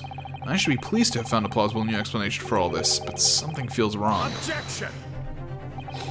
Do you understand the implications of what you're saying, my Nipponese friend? If a flaming arrow did indeed hit the balloon, then obviously it would have exploded. And if the birdcage appeared from the cloud of smoke that ensued... What? Wait a minute. What are you really saying here? Well, I don't get it. Was the birdcage beamed up into the sky after all? Or what? My goodness me. Now I understand. That's what the sinking feeling is about. I think there's a good chance that the birdcage was actually concealed inside the balloon all along. What? Did I just hear that correctly, Counsel? There's no going back now. The horse is bolted. Let's assume, as I said, that the birdcage was hidden inside the green balloon from the start. On stage, when the experiment was started, the birdcage and the instantaneous kinesis machine disappeared in a cloud of smoke. At that moment, the flaming arrow was fired from the ground. How long has he been dead? That's a good question. Causing the green balloon to explode and drawing the attention of the spectators to the sky above their heads. For amid the smoke, the hidden birdcage then appeared to fall down and crash into the crystal tower. I think you'll all agree it's entirely plausible that what I've just described is the real truth behind the miraculous experiment carried out that day. Good grief! Objection! This is ludicrous. What you've described is no science experiment. It's child's play. A contemptible display of stage magic. Both Mr. Sholmes and I said the experiment was a scientific impossibility, in which case this is the only way to explain what happened that day. And in any case, the victim's body was found inside the birdcage in the Crystal Tower. If the instantaneous kinesis didn't take place, how do you explain that? What do you mean it fell? Let me put in a word, as a matter of magic myself. Such apparent discrepancies can easily be explained by some simple deception. Juror number 3. The jurors in this case are, like, really getting into it. I appreciate it. They're not instantly calling for guilty verdicts. They're actually helping out with the case. Based jury. All that would be needed is a doppelganger, someone who looked very similar to the victim, Mr. Asman, and having this other man appear on stage to front the show as a body double. Yes, of course. So, in fact, Mr. Asman must have been inside the birdcage that was concealed inside the balloon right from the start. Objection! That balloon would have been filled with hydrogen. Anything hidden inside it would have been scattered to the four winds when it exploded. No one would ever have embarked on such a risky venture. Not necessarily. The explosive force of the balloon gas would very much depend on the mixture ratio. Juror number 4. See, these jurors are based. They're being helpful. It's nuts. Flying balloons are rarely filled with pure hydrogen, but a mixture of other gases such as helium as well. Helium on its own doesn't explode, but by controlling the gas mixture ratio, the explosive force can be altered. The mixture ratio? Man, maybe I should have gone to science class. Fuck. I shouldn't have fallen asleep when Hairbrain was doing all that bedside talk about his fucking gases after fucking. Obviously, the victim's body would have suffered some burns. That would be unavoidable. Yeah, but not to such an extent as to render this whole obscene charade impossible. So everything that happened can be explained, logically and scientifically. The explosion that engulfed the stage at the start of this experiment was no accident. It was all part of an elaborate deception to make it appear that instantaneous kinesis had occurred. Well, goodness me.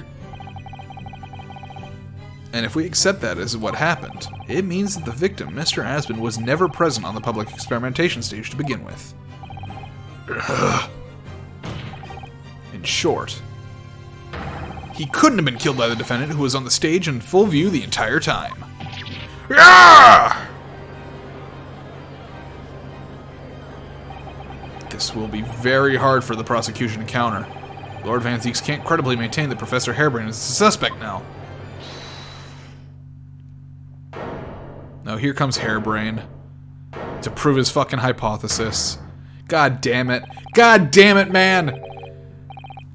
Mr. Naruhodo, I appreciate your efforts. Thank you. Professor? But you can stop now. Just keep your mouth shut, please. Sorry? What's all this about, Mr. Hairbrain?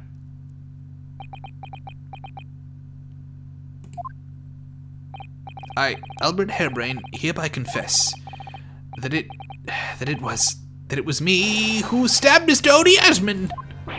Yes, it was me, with my faithful friend and partner, Andrew the Screwdriver. Oh my god, he cares more about he wants to go to jail. He wants to prove, like, the fact that we've just disproved that his experiment happened. He would rather go to jail for murder than have his experiment disproved. God damn it.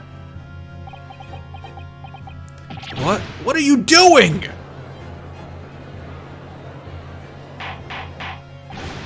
Order! Defendant, explain this on confession. Objection! Professor Hairbrain, what are you talking about? It's what I've said all along. I must protect my hypothesis and my precious machine.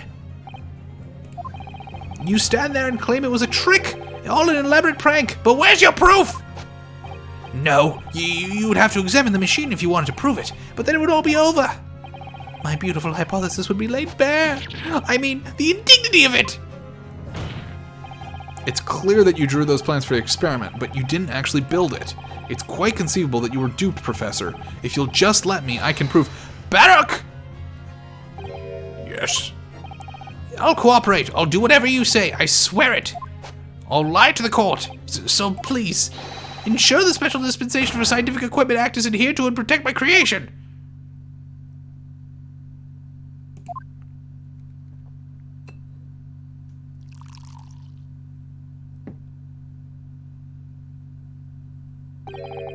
Pray forgive the discourtesy of filling my hallowed chalice at this critical juncture. Here's to my learned Nipponese friend. What? And his upcoming attempt to clarify the defense's position in light of the accused's confession. Do you intend to formally assert that the experiment was nothing more than a conjuring trick? Because the moment you do, the Special Dispensation for Scientific Equipment Act that protects the professor's invention will cease to apply. The prosecution will then demand a rigorous examination of the machinery involved in order to establish the truth. However, if you acknowledge that the machine is genuine and instrumental in the victim's murder, any chance of investigating will be crushed, and the confidentiality of the professor's hypothesis preserved. Ooh, that's a tough one, boys. Well, counsel, what is the defense's official position on this matter?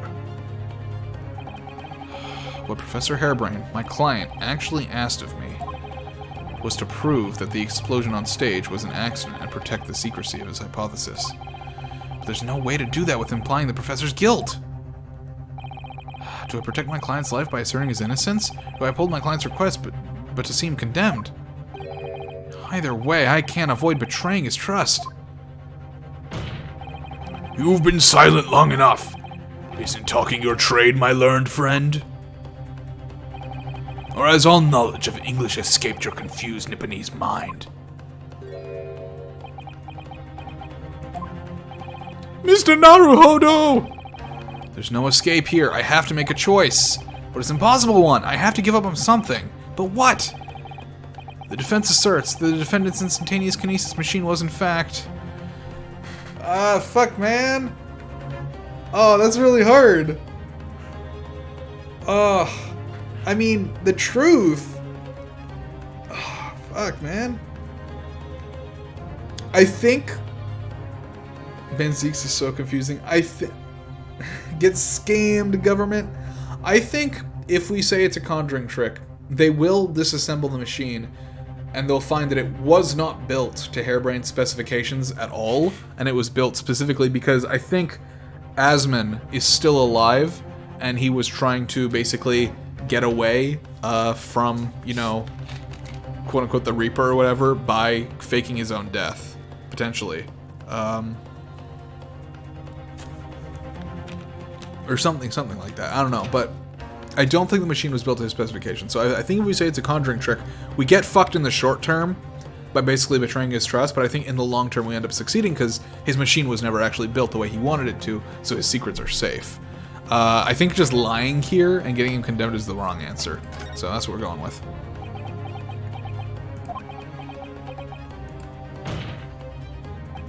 Ah!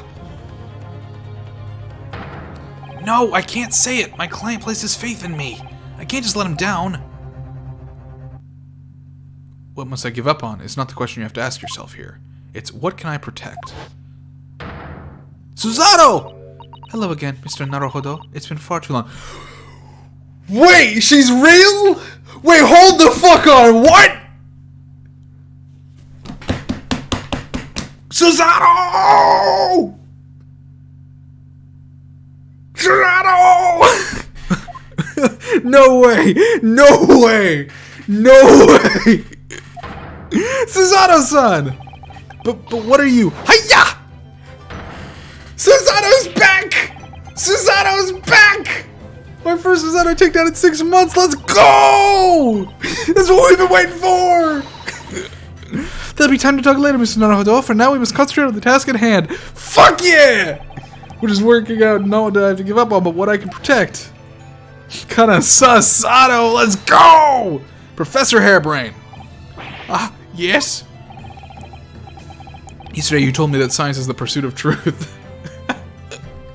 Oh my god. Wait, Susato coming back is so fucking hype. Wait, hold the fuck on. Yeah, this is big! This is huge! Oh my god! Ah! It's happening! I feel like the meme of the old guy. Woo! I'm actually so excited. I love her. Well, my job is to pursue the truth too. She used the machine to get it! Yes, of course. And personally, I believe that you didn't stab Mr. Asman. I think you've come to realize something yourself too, haven't you? That your experiment in them. My heart's actually beating really fast. I was not expecting Susanna to come back. That's fucking huge. I'm so happy. Your experiment and the machine you built and the victim are questionable. The truth behind that is what we must both pursue now.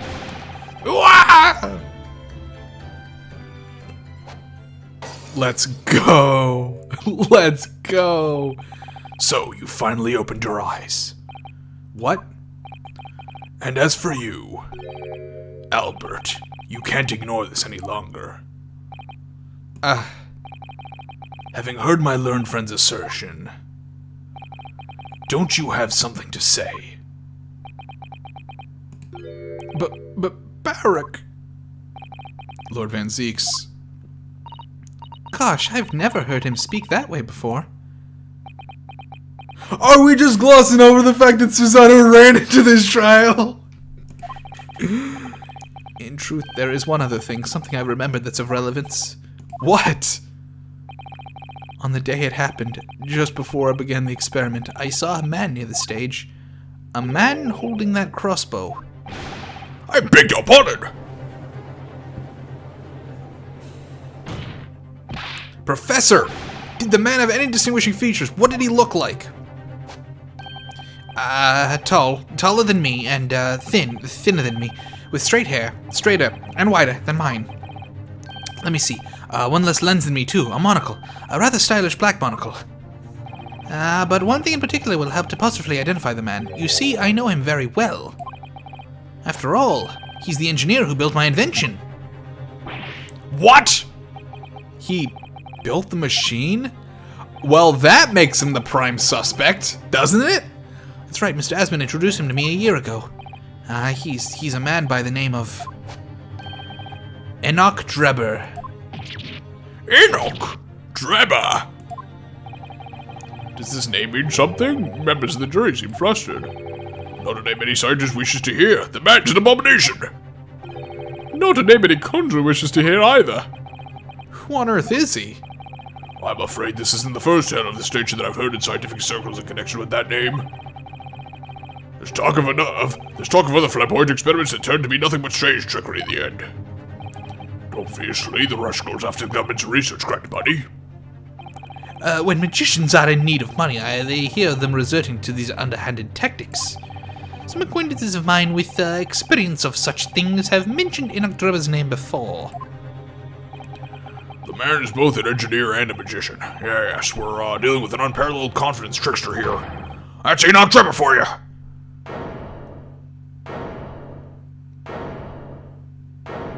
Wait, this is so hype.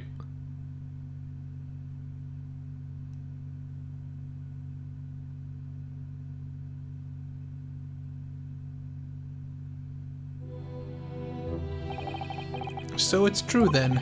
My invention, my great machine, it was just a grand illusion. Considering what we've just heard about Mr. Drebber's character, I'm sorry to say that sounds increasingly likely. Even though no one else believed it, I wanted to. I wanted to believe that machine would function exactly as my hypothesis predicted. Which is why you were so opposed to it being investigated, I presume. I knew that if the machine was examined in detail, its construction would give away my hypothesis.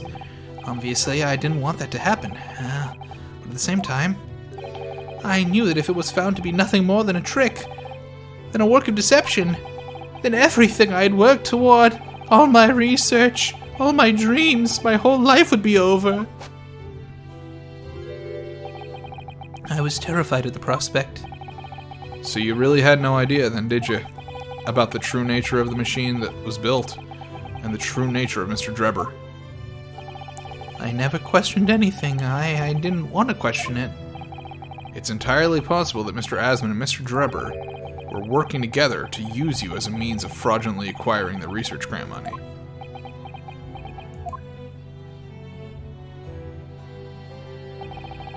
When I announced my invention to the crowds that day, it was the finest moment of my career. I pulled all the levers and turned all the dials in exactly the way Drebber had described. When the smoke suddenly started billowing out, I panicked. I didn't know what was happening.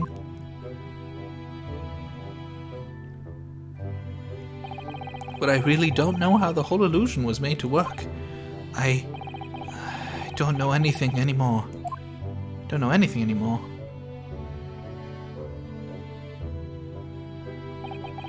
Let me confirm one final point with you, Professor.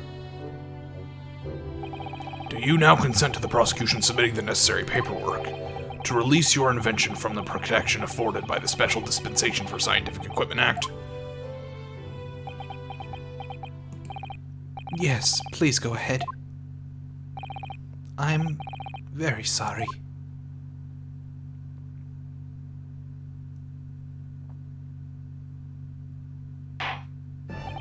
It would appear that we shall have to suspend proceedings for the remainder of the day now. Lord Van Cheeks? My lord? The court has newly been made aware of another party whose involvement in this matter is critical. Yes, Mr. Drebber. Gather information about the man. If possible, I should like him served with a subpoena.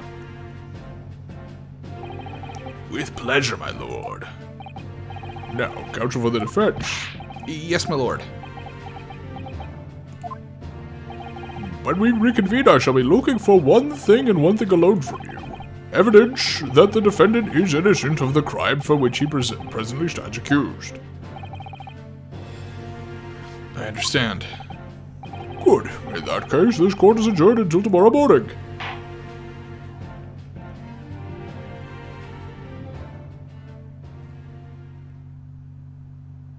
Susano's back! Susano's fucking back, boys!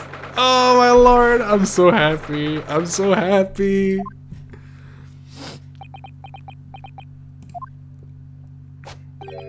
Mr. Naruhodo! Yes? I'm so sorry. I was wrong. You were right. I tricked you. You trusted me. I dragged you into my mess. Oh, how did it ever come to this? I'm so sorry. Did you really have no idea, Professor? About what Mr. Drebber was really up to, I mean? About what he was really constructing? Naturally. That machine was the embodiment of my hypothesis, of all my hopes and dreams. I had complete faith in it. Alright, in that case I won't say any more. Now, sadly the murder accusation against you still stands, so we must do as much investigation as we can before the trial resumes tomorrow.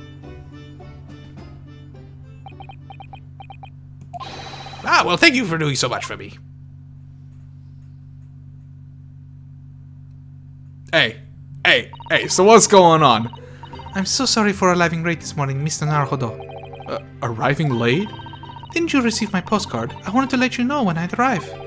Postcard? What postcard? I hid it from you, Runo, so it would be a surprise. Iris, what the fuck? My heart can't take this shit, Iris. Why would you do this to me? I almost had a heart attack in fucking court. Well, did it work? Yeah, it fucking worked. I was surprised, alright, especially when she threw me to the ground. Oh dear, I'm so sorry. I was just so happy to see you again that it sort of slipped out. I was so happy to see you again, I just accidentally fucking tackled you. Hey, could we maybe stick to more traditional displays of emotion in the future? Susie's train was late into London Victoria this morning, you see. But we made the coachman really whip the horses hard so she didn't miss the whole trial. I was watching from the gallery for a while, but in the end, I'm afraid I couldn't contain myself. Well, I'm glad you didn't. Oh! Having you at my side in court gives me the strength I need to win. So, I'm, delighted to see you back in London. Yo! I mean, these two, they're such a fucking cute ship. I hope that canonically, Ryunosuke and Susato, like, like get married and have kids in the lore, and that's who like Phoenix's like great grandma and grandpa are, because they're so fucking cute together. I love them. Oh, you're too kind, Mr. Naruhodo. I'm delighted to be here. I hope I can continue to be of service to you. Of course. So what's brought you back? Did Professor Mikotaba not protest? Let's save all that conversation for when we're back at home, shall we? You know, I've made one of my most special blends ever for this special occasion. Ave Links! Welcome! Just in time for the end of stream. What is Iris's new? Oh, Iris, how wonderful. I can't wait. That stuff today, all the, what do you call it? Not investigation. All the court made me feel pretty smart, because we didn't get stuck on anything. I feel very good. Suzato-san was back in London. It's hard to describe how happy that made me feel at the time, but despite my elation, our tale was about to take yet another extraordinary turn.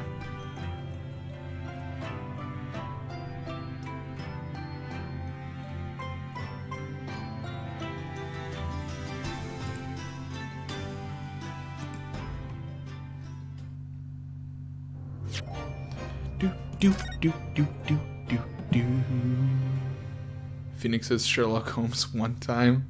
True. Alright, I mean, here's the thing.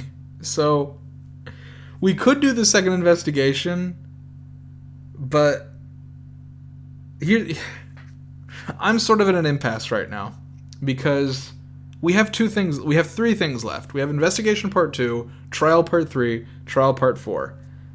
Definitely cannot get all three done tonight. I think that's crazy talk, because we're talking another 4 hours on top of the already over 2 hour stream.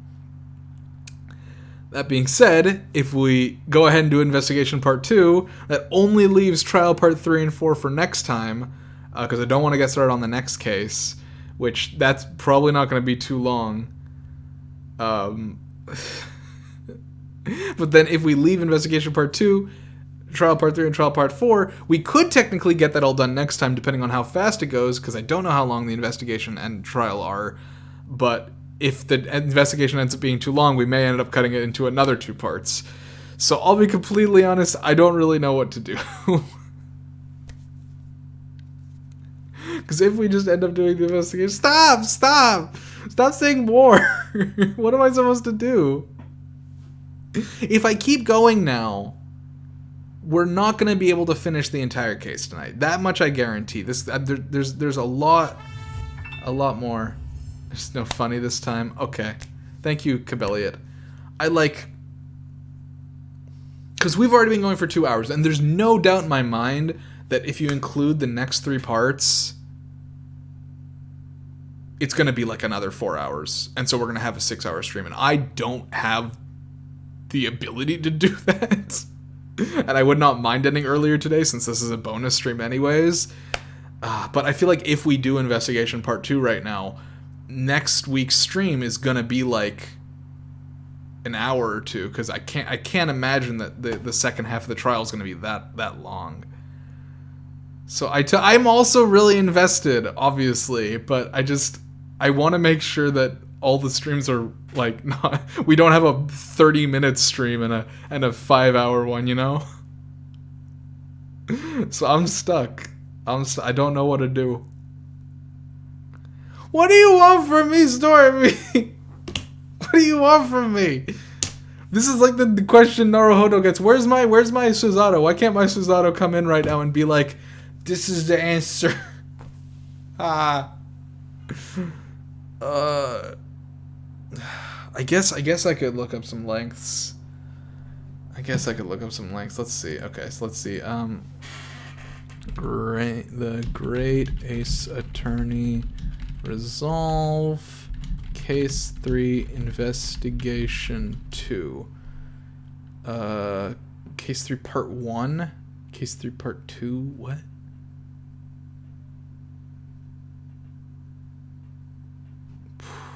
Okay, where does this video end?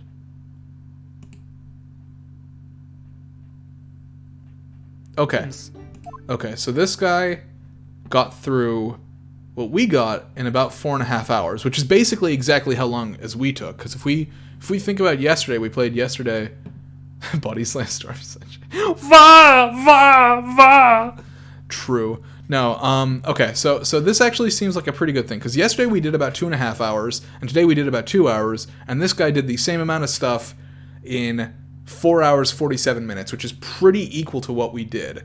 But then the next thing takes them almost 7 hours, the second half of the trial. So that would definitely be split into 2 parts. Let's see how long.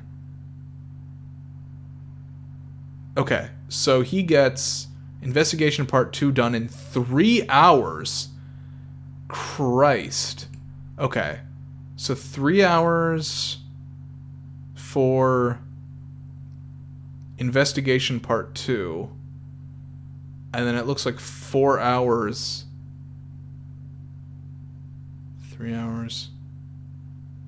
Is that? No. 3 hours. Yeah. 3 hours for investigation part 2 and 4 hours for trial part 2. So I really think the best way to handle this case, because of how long it is to do next week, do another 2 streams, do investigation part 2 next Friday, and trial part 2 next Saturday. I think is the best way to handle this, because if we keep going now, we're gonna end up having like a 5-hour stream. Although we could do, yeah, fuck. It's what? It's 8:30 right now. 9:30, 10:30, 11:30. I do not want to go until 11:30. Cabelliad is a threat. I don't really want to run until midnight tonight, especially since Lynx is here. I think we're going to call it here. We'll be back next Friday with investigation part 2, and then I'm going to try my darndest.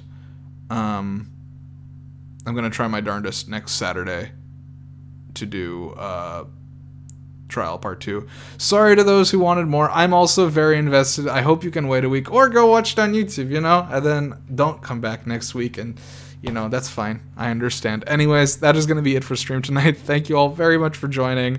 I apologize for ending at this cliffhanger, but hey, that's how I convince you to come back next week, is cliffhanger.